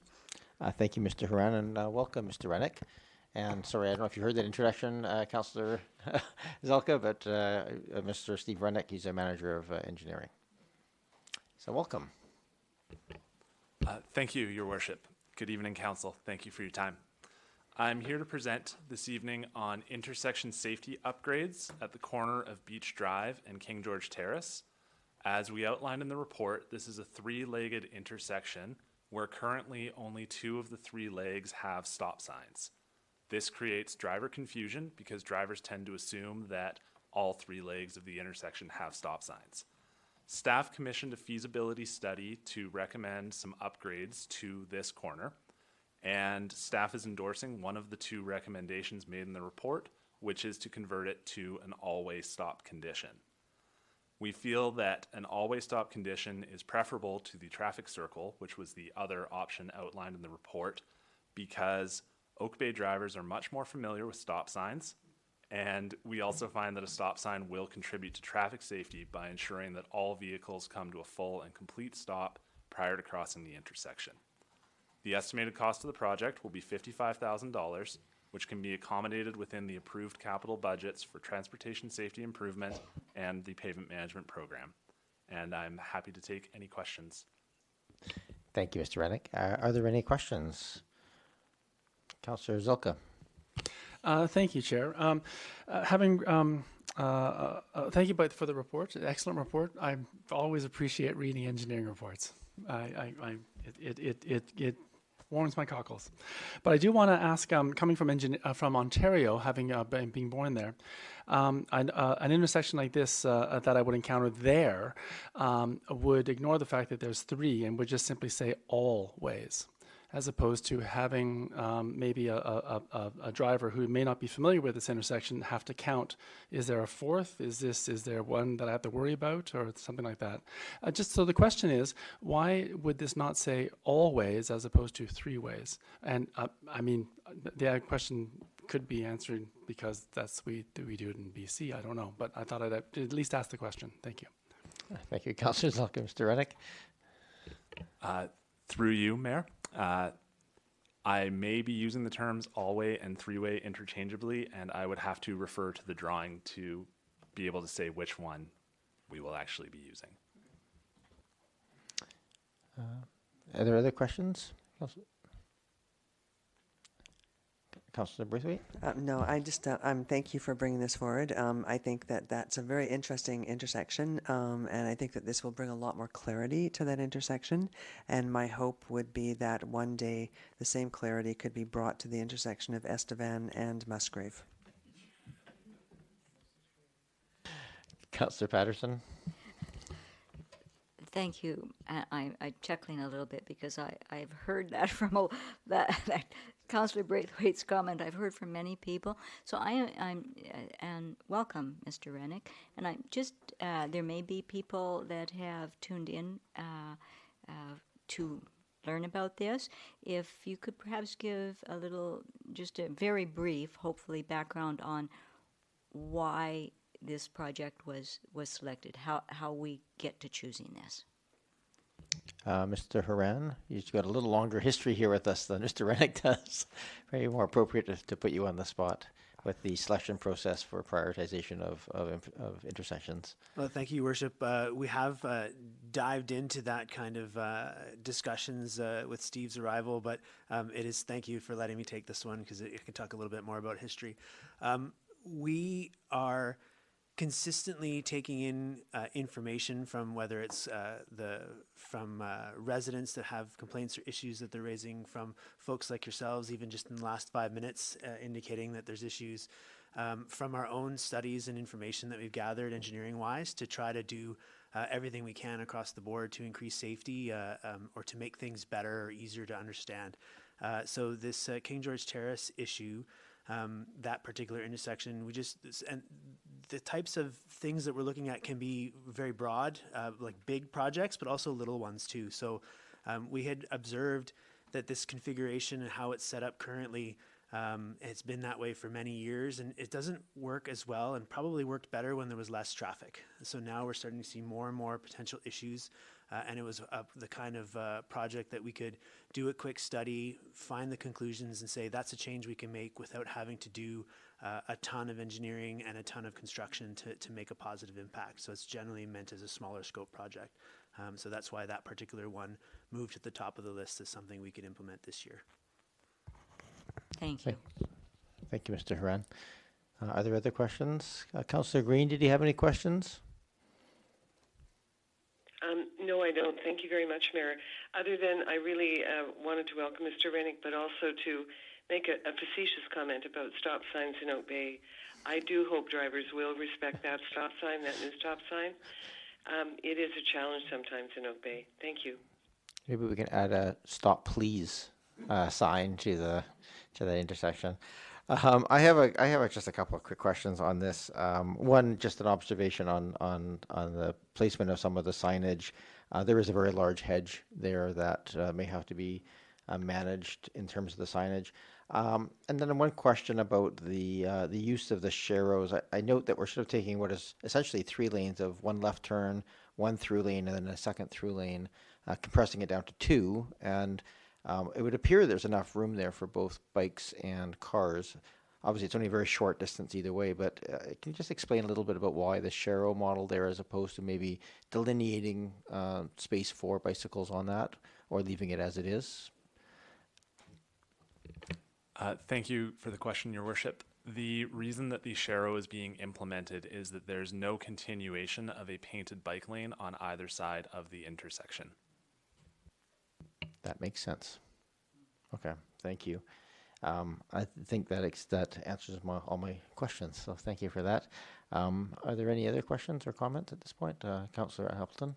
Thank you, Your Worship, and through you to staff, and I appreciate staff's indulgence with my earlier questions that I provided before the meeting. I guess I would just ask the broad question that, I see the design of the intersection, the proposed redesign of the intersection being focused around, obviously, the passage of emergency vehicles, large vehicles such as tour buses and those kinds of things. Is it fair to say that if we took a different approach with this intersection in terms of a focus on active transportation modes and things that weren't large, the largest type of vehicle, that the design of the intersection could be done differently? And I recognize there's a lot of limiting factors to that, so I'm not going to put you on the spot, but if the emphasis was on an active transportation mode, would a different option be preferable? Again, I'll go to Mr. Haran on that question.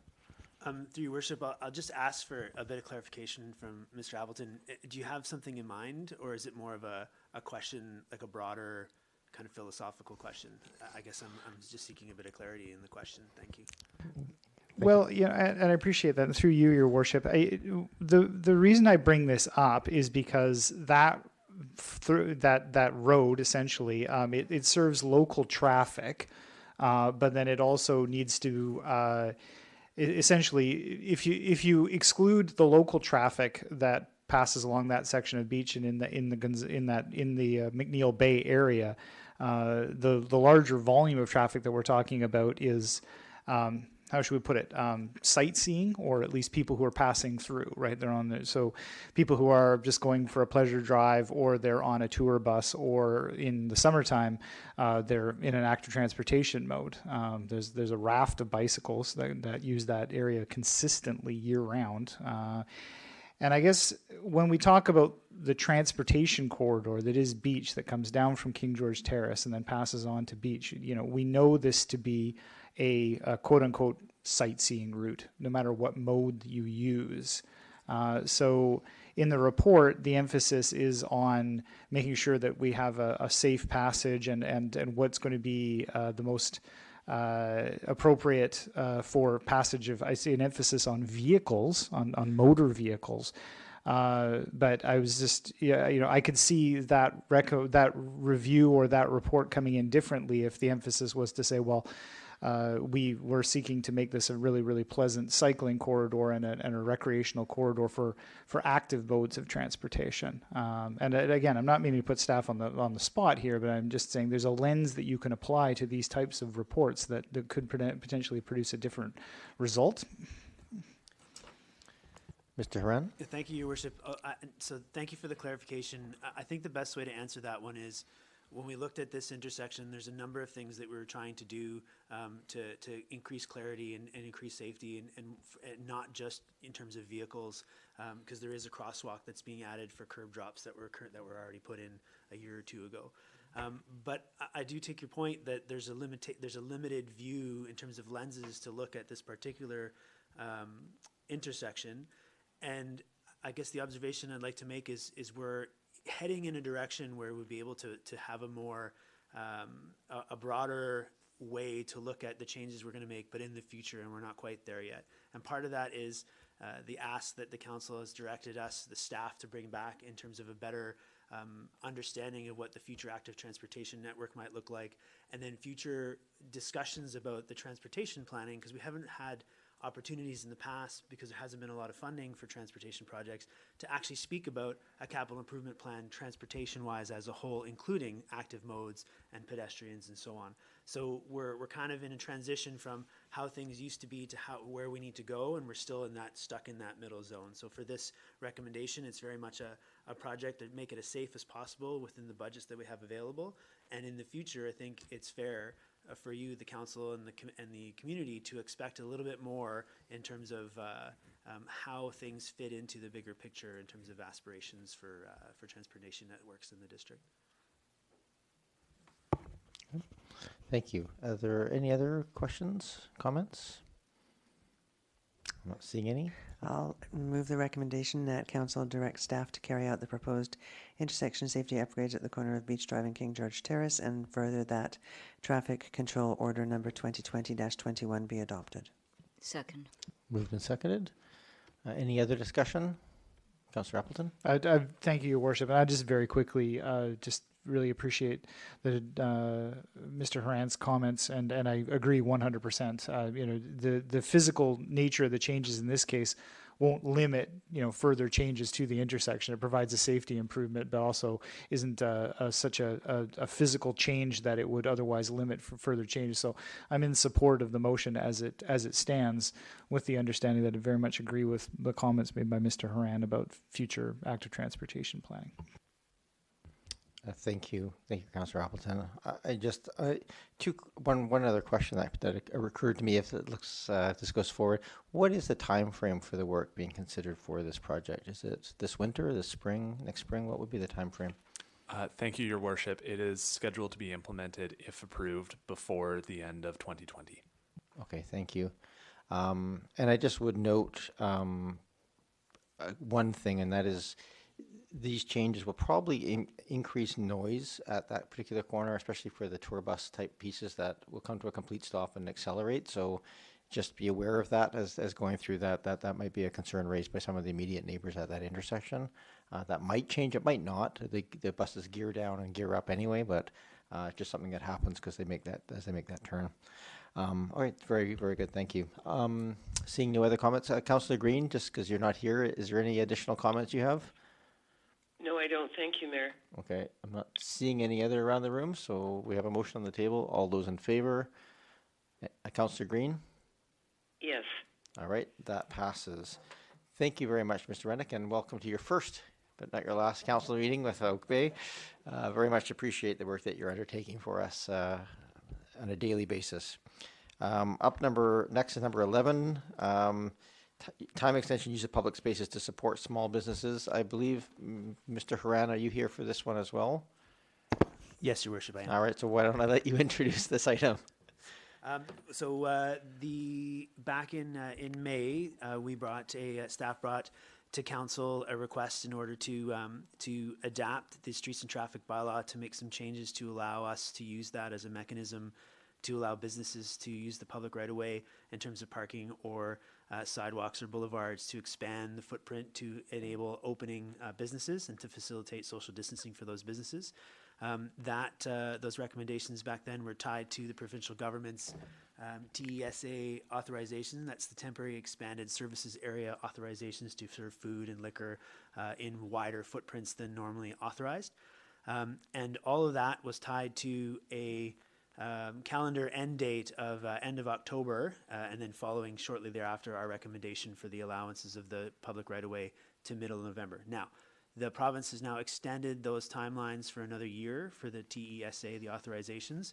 So we've come back seeking direction from the council on the extending the authorizations around use of the public space for those same purposes as we've had through the summer for an additional year, or based on other council direction. And that's the recommendation. Thank you. Thank you very much, Mr. Haran. Are there questions of Mr. Haran or staff on this? Councillor Patterson? Thank you, Mayor. Thank you for your report, Mr. Haran. I guess I am curious as to, I think certainly everything that has been done so far with the expansion of some of these food and liquor services has been greatly appreciated by the merchants, but also by the community in general. So we really appreciate that. But as we go into a different season, and certainly today was a good example, we had some high winds that came up very rapidly. And so I am curious as to if most of these structures, I'm sure, will be viewed as somewhat temporary, although at this stage we don't know what the word temporary means. But is there criteria or guidelines that you refer to when you are considering what's being proposed, so that we're still complying in a safe manner for all users of the area. Well, thank you, Councillor Patterson. Mr. Haran? Yes, thank you, Your Worship. We do have guidelines that we use, and what we've been relying on is, so there's a document that we put together that we can provide to business owners that have proposals about, we'd like to do A, B, or C, because there are definitely aspirations to do more than what we've been willing to allow. And the willing to allow part had more to do with the time between the idea versus the implementation through the summer, because a lot of ideas that businesses thought they might like to do just needed more steps in place, for example, structural engineer or other confirmation that something that was being built was going to be safe for residents and for customers. And those tend to be more on the more permanent side, whereas we're leaning towards the more temporary, quick solutions, which we are going to continue to do, and the guidelines still exist. So that is fundamentally part of how staff has been reacting to the asks or the requests. So as a business says, I'd like to do the following things. Our back and forth feedback is around safety and things like wind loading and being able to handle exposure to traffic and issues like that, as well as separation from allowing non-customer use of the public right-of-way, for example, more than 2 meters of distance, so folks in wheelchairs or walkers or strollers can get past, things of that nature. Thank you. Thank you, Councillor Patterson. Any other questions? Councillor Braithwaite? Thank you, and through you, Chair. Is there any indication on how many businesses might take advantage of this if it passes tonight? Mr. Haran? Trying to think of the best way to answer that question. I can say that I have one business that's currently in discussions with us about a potential patio, but they started in the summer asking different questions, but have gotten a little bit more serious in the last week or two. And we've been kind of saying, well, just hold on a little bit longer, so we find that your direction tonight will really define whether what's achievable and what's not for them. And I think there may be a couple of others that have talked about it, but have, for whatever reason through the summer, didn't put their plans in place until the summer was near the end. So I would anticipate interest would be higher in the winter as we get closer to spring, which is why we're making the recommendations for a longer term, which allows for a lot more planning and discussion as opposed to this sense of urgency that we had in the summer. Thank you. Yeah. Thank you, and I'm so glad that this came forward on the agenda. I had noticed that there was something in the newspaper about Nanaimo approving this just about a week or so ago, and I had cut the article out of the paper to bring and show to Ms. Varela and say, hey, can we do something like this? And it happened to be on our agenda, so I'm thrilled with that, and I want to again thank you. I think on behalf of the businesses that have been able to go forward and put a patio in, to the good work from our engineering department. To make sure that that those processes have been done in as quickly a manner as possible. So thank you very much for that, and I'll be supporting the motion. Thank you. Any other discussion? We don't have any motion on the table yet, so to really deal with questions at this point. Mr. Ryan, did you want to add something? Thank you, Your Worship. You have a question for yourself? I really wanted to say one additional thing to what Councillor Braithwaite was saying is it really is a good example actually of a good teamwork between engineering for the public right-of-way part, but then building and planning, because they do a lot of the analysis of the proposals themselves. Do they meet the design guidelines? And then there's a lot of interaction, because there's a lot of out-of-the-box thinking as well that happens there too. So I want to give them their due credit as well. Thank you for that, Mr. Haran. I'm not seeing a lot of other questions, so I need a motion. I'll make a motion that Council approve the recommendation as outlined in the memorandum from the Director of Engineering and Public Works dated October 13th, 2020. Second. I'll second that. Thank you. And we have, are there any other comments?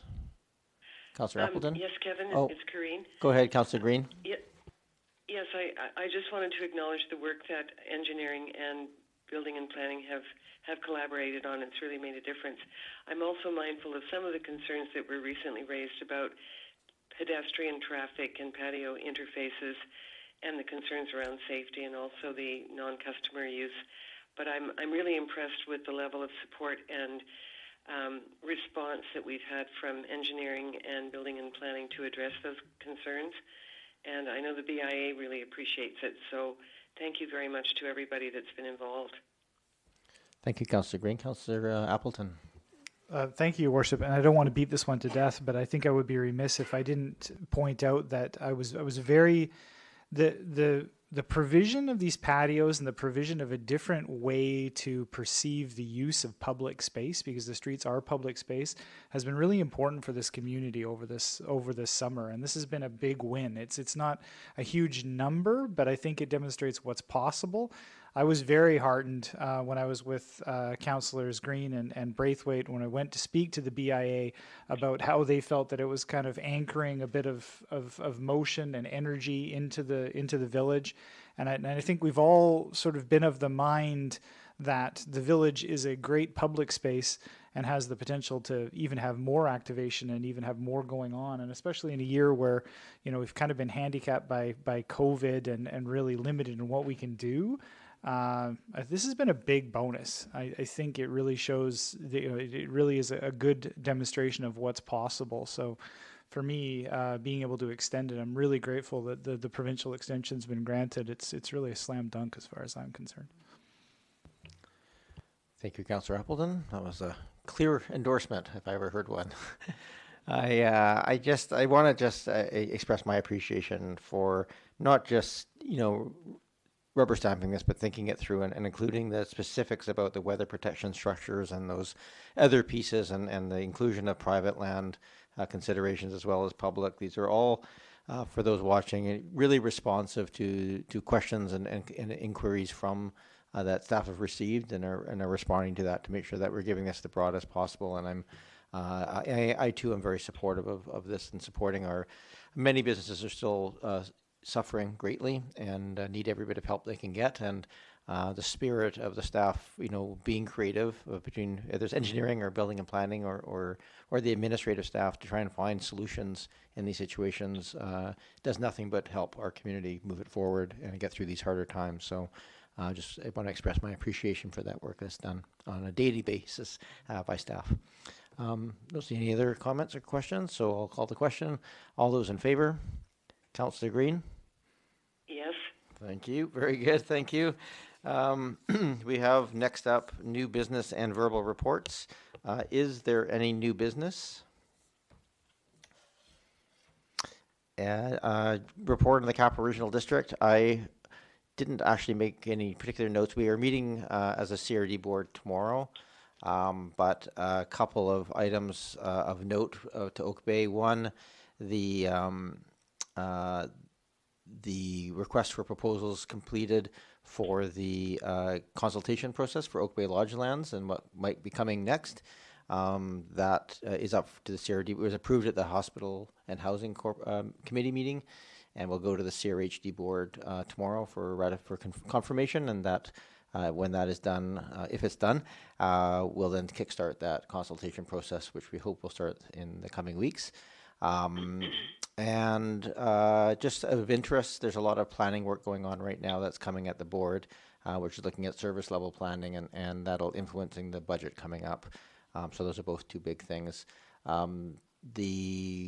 We had an update at the core area wastewater treatment, and that is quite interesting in that it's just essentially going to schedule into budget. So that handover is happening currently as a process of sort of handing it over to CRD staff for operations at the end of this year.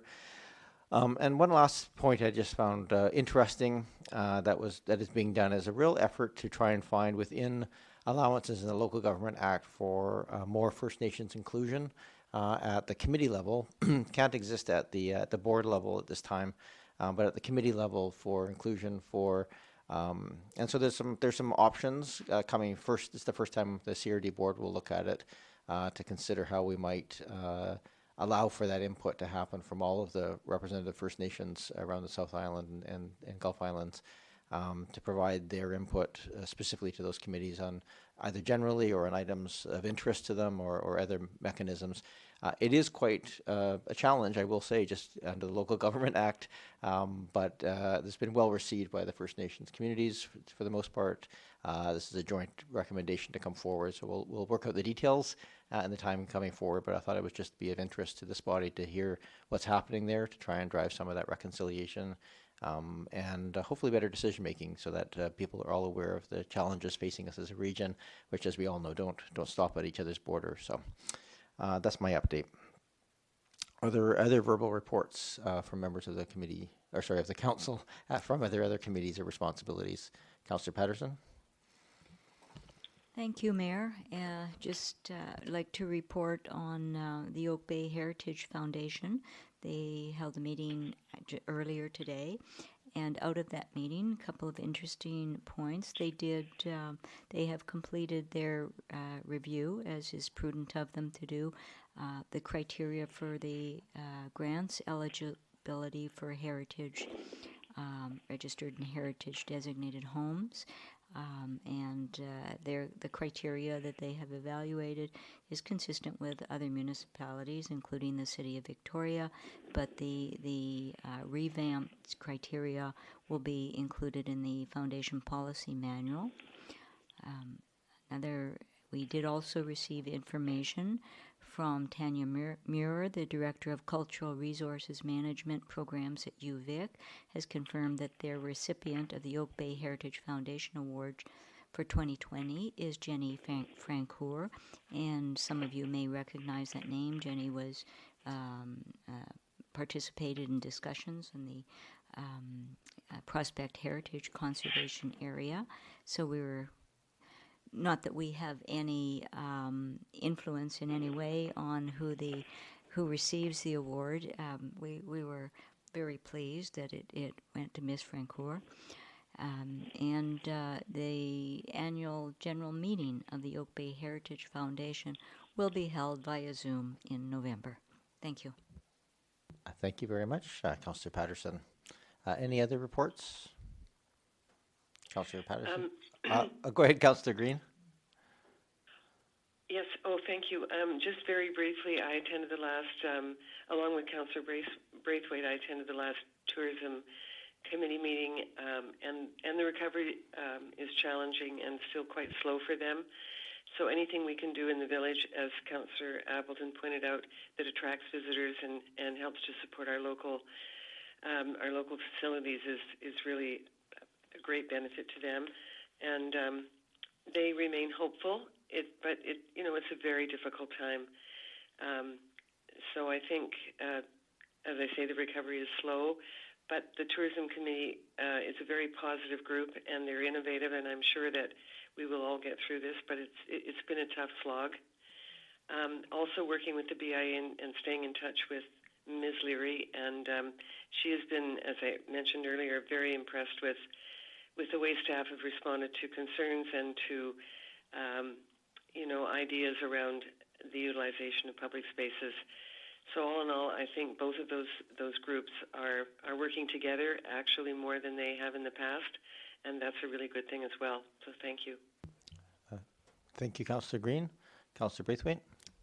Just a reminder that the South Island Prosperity Partnership will have the Rising Economy Week from November 16th to 20th. I think if you go online, you can figure out how to register and get some more information about it. And if I have any questions, let me know. Thank you, Councillor Braithwaite. Councillor Appleton? Thank you, Your Worship. Just an update on the Greater Victoria Public Library. The library commenced meeting again at the end of September. Obviously, the most significant thing on the agenda and the thing that dominates the conversation is the service restoration plan. Council may be aware that this is being done in phases. The phase 2, which involved opening all of the branches, was complete as of October the 9th. The final branch that had not been open, which was Gowdy branch, was reopened to the public with the same standards that's been applied throughout. So all of the GVPL branches are now open in some format, and obviously in somewhat reduced function, but with all the protocols in place. Phase 3 now starts. As Phase 3 begins, it speaks to an expansion of services at the individual branches, depending on what is possible at those individual branches. Number one priority, as conveyed by the public, is expansion of hours. So the number one thing that staff are going to be working on is creating the support for additional open hours, and then facilitating additional access to collections. So that's well underway, and GVPL staff again conveyed their appreciation to our staff for their support in navigating the difficulty of our individual branch being associated with Monterey and the difficulties logistically of getting that set up. So they conveyed their appreciation, and I will pass that along to our staff. One small item that council may be aware of was that when the library board, as council has done, has gone into online meetings and did not have the same ability to engage with the public as we've encountered here, we needed to find a way for the board to provide for electronic participation, public participation at meetings. So there now is provision for that, policies, guidelines, and posted material for the public as to how to engage in a GVPL public board meeting as a member of the public, because that was not clear at the start of COVID. So there is a mechanism for people to do that. Thank you very much, Councillor Appleton. I think that concludes our other verbal reports. So thank you for all the work that all of you are doing during these times with all the other regional pieces. Item next up on the agenda, if I could just get someone from, I just noticed that when Mr. Haran left, he turned the microphone off over the speakerphone. So I don't think the people at home will be able to hear the speakerphone unless the microphone is just enabled again. Councillor Green, could you speak and test that for me? Pardon me? Good enough. Is the microphone on itself though? Sorry. That's the question. It is, okay. Okay, I just couldn't see the light on it, so I just didn't think it was on. Thank you for that. So item number up next, we have item number 13, notice of motion. This comes from Councillor Zelka. We have the motion in the agenda, so I believe the appropriate process here would just be if you want to make the motion, we can get a seconder, and then I'll let you motivate, and we'll go from there. Wonderful. Thank you very much, Chair. Much appreciated. Much appreciated. From the discussions back on September 14th, the notice of motion was put forward. I'll just read the operating aspect. Therefore, be it resolved that Council directs staff to include the provision of a policy related to strata title conversion of existing rental housing as part of the preparation of a housing framework for Oak Bay. Is there a seconder for that motion? Councillor Appleton, thank you. Councillor Zelka, why don't you go ahead and motivate? And I believe just because this touches on our housing framework, is Mr. Anderson on the line and available to answer questions? Yes, he is, Your Worship. Okay, thank you very much. Go ahead, Councillor. Absolutely wonderful. Yes, Your Worship. Very good, thank you. Go ahead, Councillor Zelka. Oh, thank you very much, Chair. As pointed out and made clear in our housing strategy, I think it's the housing strategy. Just a moment while I pull this up here. District. Oh, I've lost it there. In the housing needs report, excuse me, there are approximately 530 housing units that are currently legal non-conforming, and there's a possibility as what has occurred in other districts and other cities when this sort of situation has presented. I imagine, and some around this table may imagine as well, as these come forward, they may be brought forward in a strata format. So I think it's reasonable for us to ask, as part of our housing framework, to have a policy framework ready when these items come forward. We've already seen one, and I don't want to be surprised again. That's the general intent of what I've suggested here. Okay, thank you very much, Councillor Zelka. I just maybe it'd be helpful to have Mr. Anderson, your understanding of what this would mean in terms of your the housing framework work that we have going on, workload, and the gaps that we have currently in our policies. If you can maybe just give a quick summary from your perspective on this motion. Not an Yeah, thank you, opinion, just your. Worship, members of council. The motion, I think, identifies a gap that we certainly have in terms of when we consider strata conversions. Generally speaking, a strata conversion policy is going to basically look at multifamily residential and look at the preservation of rental housing stock, typically at that apartment scale. However, this motion certainly gives staff direction to include consideration of policies around strata conversion and preservation of rental as we look at, for example, our infill housing approach to different housing types and neighborhoods, everything from duplexes to smaller scale, say, townhouse developments, multifamily developments. So in that context, I think we would be looking at this as part of our infill housing work and looking at the tenure aspect of any housing forms that we're reviewing as part of that framework study. Okay, thank you. And that meets your understanding as well of what you're intending here, Councillor That's Zalka? exactly what I'm hoping for. Thank you very much. Okay, thank you. Just so we're all clear on this. Councillor Appleton, you seconded. Do you want to add anything to the? Thank you, Your Worship. Not much to add other than just I'd like to thank Councillor Zelka for bringing this forward. It is definitely necessary, definitely needed. All the different housing types that Mr. Anderson alluded to as we move forward with looking at options for different types of housing, it's important that we look at preservation of rental housing stock. So I'm very appreciative for the motion. I think it's going to be an important tool for us to have. Thank you, Councillor Appleton. Any other discussion? Councillor Green? No, excuse me, I will support the motion. Yep. I don't see any other hands up, so we'll just call the question then. All those in favor? Opposed? Oh, sorry, Councillor Green? Yes. Okay, that passes. Thank you very much, and thank you, Councillor Zelka, for taking what was a conversation at one meeting and making it into a motion so we can give some direction to staff for that. So thank you. Number 14, Records Management Update and Corporate Records Management Bylaw. Ms. Morden, we have you here to introduce this item.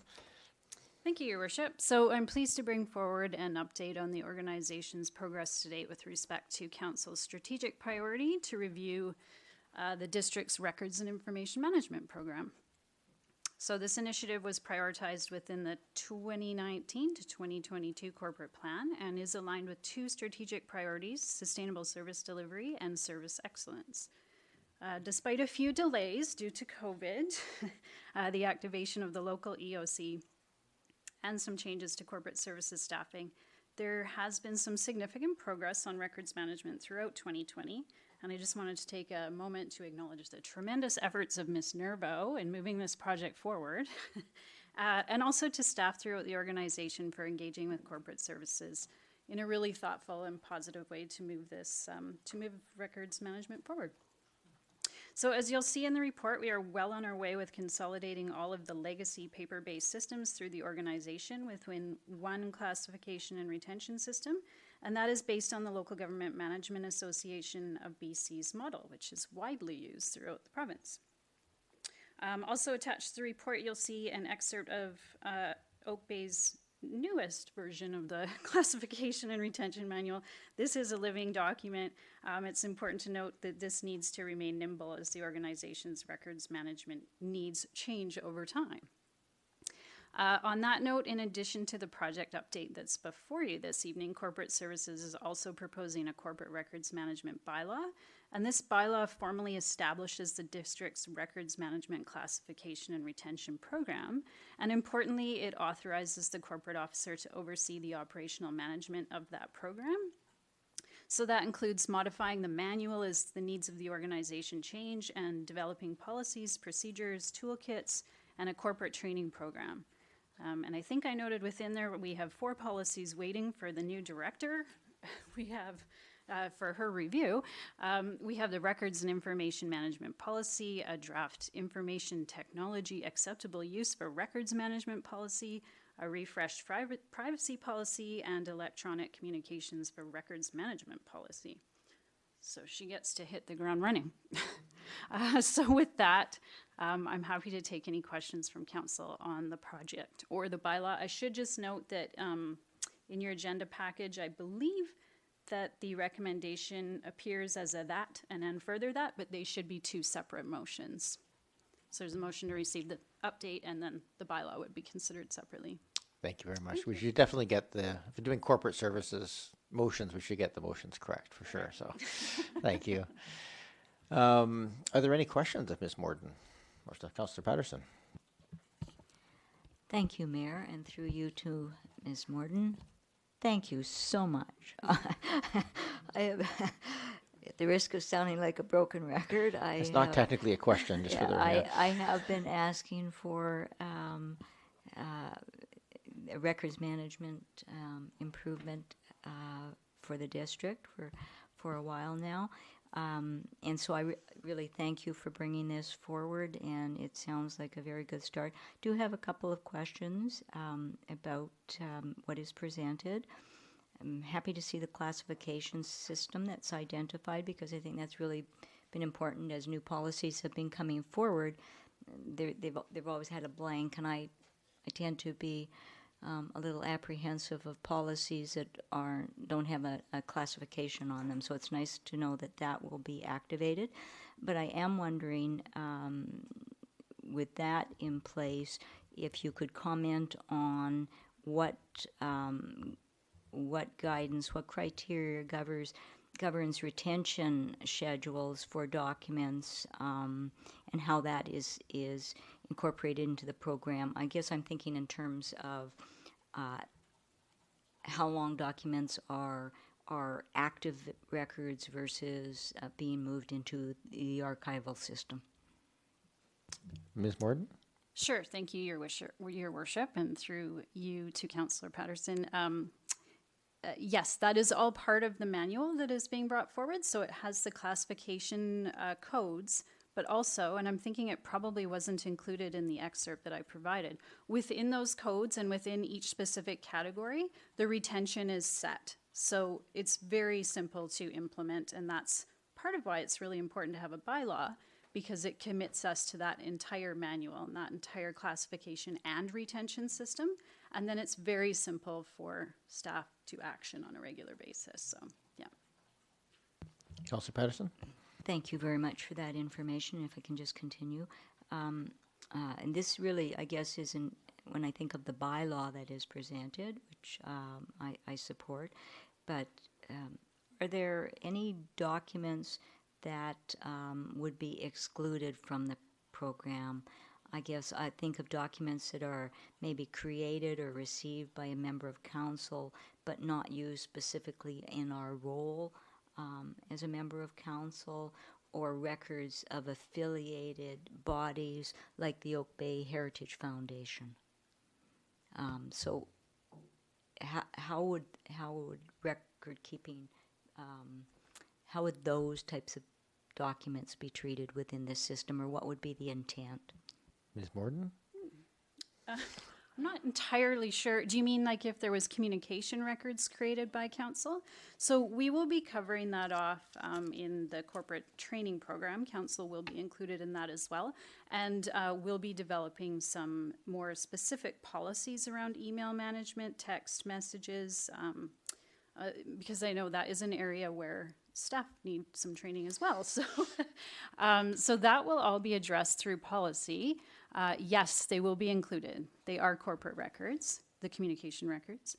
So we will be addressing that in more detail through training and policy. As far as the Oak Bay Heritage Foundation, that not being a district advisory body, if there was communications between, certainly that would be captured within, there is a classification code within administration that covers any sort of partner organizations. So if they're sharing minutes, annual reports, communications, that's all covered within that classification. Thank you, Mayor. Thank you, Councillor Patterson. Are there any other questions? Councillor Zilka. Thank you very much, Chair, and thank you so much for bringing this bylaw and report forward. Very much looking forward to being able to look up things very easily, maybe even on my own. I don't know. We'll see. But I do want to ask a question.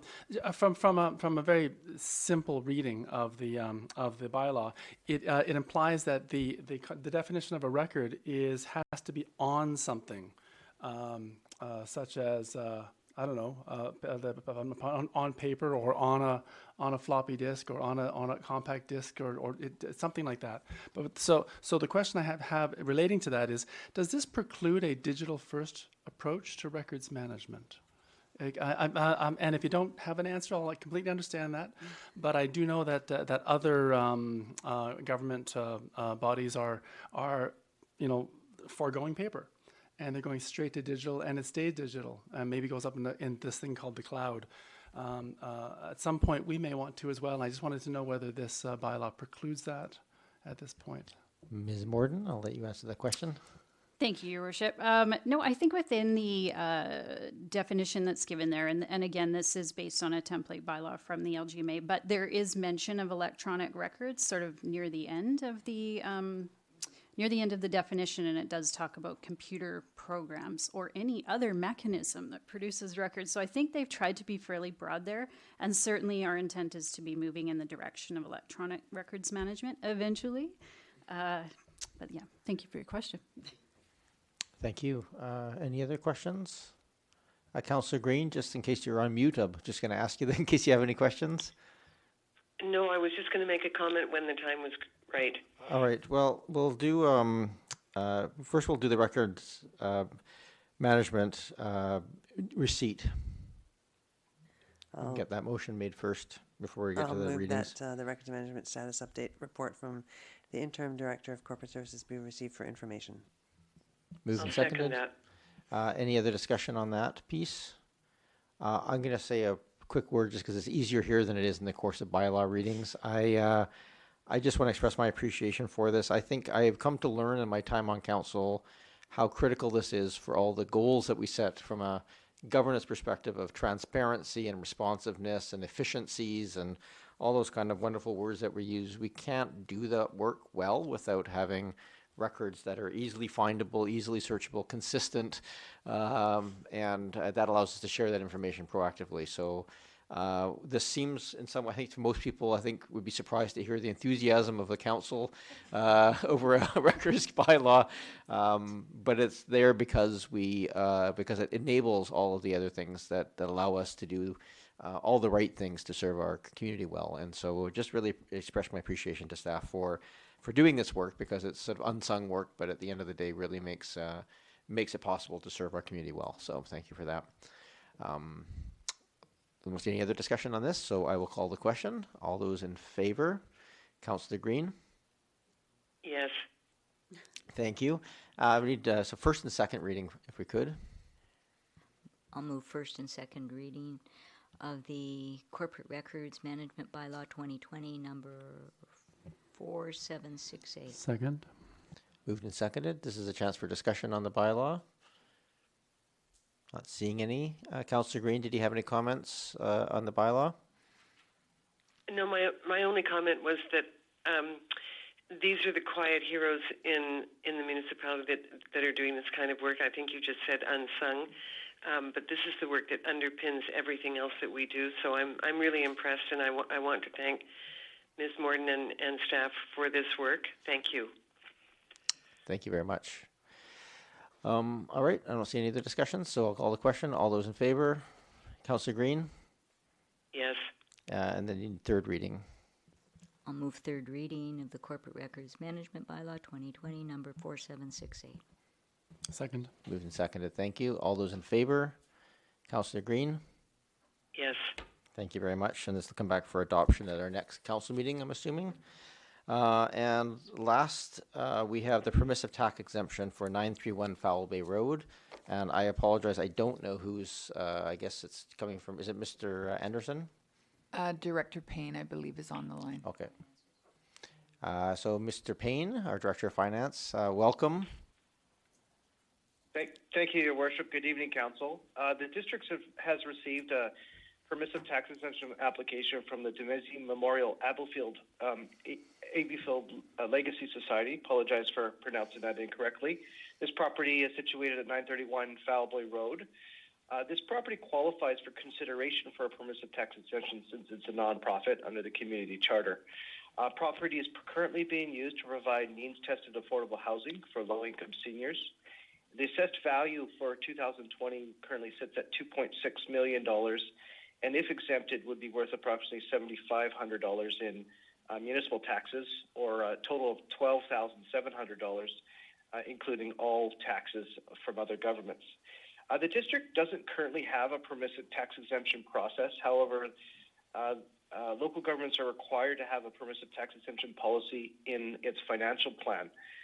The current policy is very restrictive, which is why there is probably no formal process. And based on the policy and the financial plan, staff are not recommending that the exemption be approved. Council has a number of options to consider. They can decline the exemption, and if so, do not give 3 readings to the draft bylaw on the agenda today. They can provide a full exemption, in which case Council would need to give 3 readings tonight and final adoption at the October 26th Council meeting. Or Council can provide a partial exemption, which would require a special Council meeting, as staff would need to draft a new draft bylaw. I should mention just in conclusion what the impact of this decision would be on other applicants. As noted in the report, there are other permissive tax exemption recipients pursuant to other bylaws. Should Council choose not to proceed with this exemption tonight, it will have no effect on the other permissive tax exemption bylaws as they will remain in force. Thank you, Your Worship. Thank you, Mr. Payne. Are there any questions of Mr. Payne? Councillor Zulka and Councillor Braithwaite. Thank you so much, Chair. Through you to Director of Financial Services, Director of Finance. Is there anything that would prevent 931 Foul Bay Road from applying next year if we follow the recommendations and deny them this year? Mr. Payne? Through Your Worship, no, there's nothing to prevent them from applying next year or any year thereafter. All right, Councillor Braithwaite. Thank you. And through you, Chair, I have 2 questions. If we did vote to exempt this, Mr. Payne, would the municipality be on the hook for the other government charges? Like, obviously, we don't pay ourselves the $7,000, whatever it would be, but the $5,000 that's supposed to go to the other government agencies, are we on the hook for that? Mr. Payne, what happens to that, the funds for other agencies? Through Your Worship, thank you, Councillor Braithwaite. It's an excellent question. Essentially what happens is that the burden for the remaining government taxes gets pushed on to the other taxpayers, much like the burden for our municipal taxes would be. So, for instance, the CRD they'll send us a bill every year. They'll say, pay this. We don't really care how you raise the funds for it. Just do it. And we would use our taxing authority to tax the non-exempt, the taxable property. So it essentially just moves the burden away from this property onto the other taxpayers.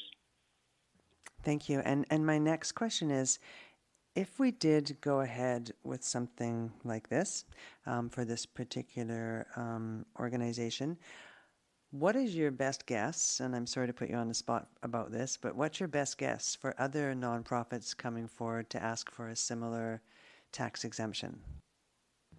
I think the question is how many would meet similar criteria. Thank you, Kevin. You're my translator. Mr. Payne, do you know the answer to that question? Through Your Worship, I don't know a specific answer, but I can say that the majority of nonprofits, charitable organizations, really they meet the requirements under the community charter to be considered. So it's actually quite broad and inviting in that manner. What I don't know is how many properties in the district are owned by such properties. So difficult to answer that at this time.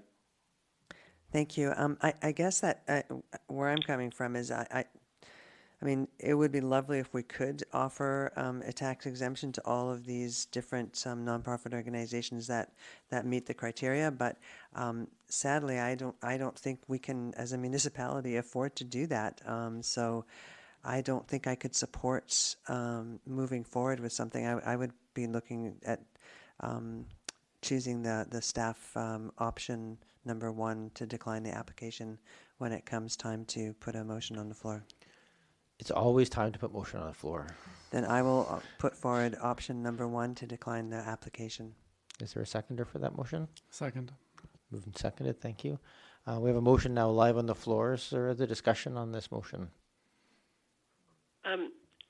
Go ahead, Councillor Green. Kevin. Go ahead, Councillor Green, then I'll have Councillor Appleton. Through you to Mr. Payne. Mr. Payne, how many other nonprofits provide affordable housing to low-income seniors in Oak Bay? Do we have an idea, or is this the only one that we're aware of? Mr. Payne, Mr. Payne, do you have the answer to that question? Through your worship, unfortunately, no, I don't have the answer. I asked the question because I think in this particular case, given those services that are provided by this society, this is a really tough one. I mean, this one touches many of us when it comes to, one, affordable housing in Oak Bay, which is hard to come by, and secondly, low-income seniors. I mean, that's a vulnerable group. So I guess I'm struggling here. Thank you, Councillor Green. Councillor Appleton? Thank you, Your Worship. And through you to staff, I'm just wondering whether Mr. Payne had a little bit more information. Excuse my ignorance here, but I understand the statutory exemption for places of worship, but I see that Kiwanis Manor is also mentioned here as being statutorily exempt. What is the nature of the exemption for Kiwanis Manor, and how does it qualify as such? I think it's Kiwanis Tea Room, not Kiwanis Manor, that's included. Oh, it's listed as Kiwanis Manor in the report on top of page 2. Oh, okay. Sorry, my apologies, thank you. Sorry, my apologies. On Councillor Milton. Appleton. Yep. Yeah, No. 2075 Milton. Mr. Payne. Yes, thank you, Your Worship. I believe both of those receive exemptions, so I understand the confusion. The Kiwanis Manor itself receives a statutory exemption for the building and the land directly beneath the building, so just the footprint of that. That came out from it was really an obscure statutory exemption that was applied for, that was put in the community charter for properties that had been built using a provincial grant, I believe, after 1967 or something like that. And so it was basically transitional exemption terms in the community charter to ensure that they continue to receive the exemption that was there in the Municipal Act prior to the community charter. So it's really a grandfathering sort of situation. Thank you. I have been educated. Thank you. We've all been educated. There we go. Thank you very much for that question. Sorry, are there any other comments or questions at this time? Go ahead, Councillor Patterson. Yes, thank you, Mayor, and through you to Mr. Payne. Based on the earlier questions by Councillor Braithwaite, I guess from a financial perspective, Mr. Payne, there's not a great deal of difference between an exemption or a grant. They both affect our net available for municipal purposes at the end of the day. But I did notice that on some of the financial records submitted, that for this property in 2018, the restorations or renovations to the property were significant. They were over $21,000. And I'm just wondering if there is any if you have any information of the property itself, and I'm with respect to heritage preservation or conservation. Thank you, Councillor Patterson. Mr. Payne. Through your worship, unfortunately, no, it's not something I'm aware of. Thank you. Thank you, Councillor Patterson. Any other discussion on this matter? No. My own comments on this, that I think it's hard to see these situations where the pieces are put in place by the province that suddenly change their expectations of tax being paid through the assessment authority. And I'm not sure if there's anything we can do to help from their perspective to appeal to the assessment authority that change, but I'd be very happy to do that. But I don't think this is the place to make exemptions on a one-off basis for these one-off situations personally. I don't see any other discussions. I will then call the question. All those in favor? Councillor Green? I'm opposed. Thank you. That passes with Councillor Green opposed. That concludes the end of this meeting. If there is a motion to adjourn. Move adjournment. Moved and seconded. Thank Second. you. All those in favor? Councillor Green? Yes. All right. Yes. That concludes our meeting. Thank you very much, everyone. We have a number of meetings coming up with a lot of things on the agenda, so look forward to seeing all of you smiling faces multiple times in the coming weeks. So thank you.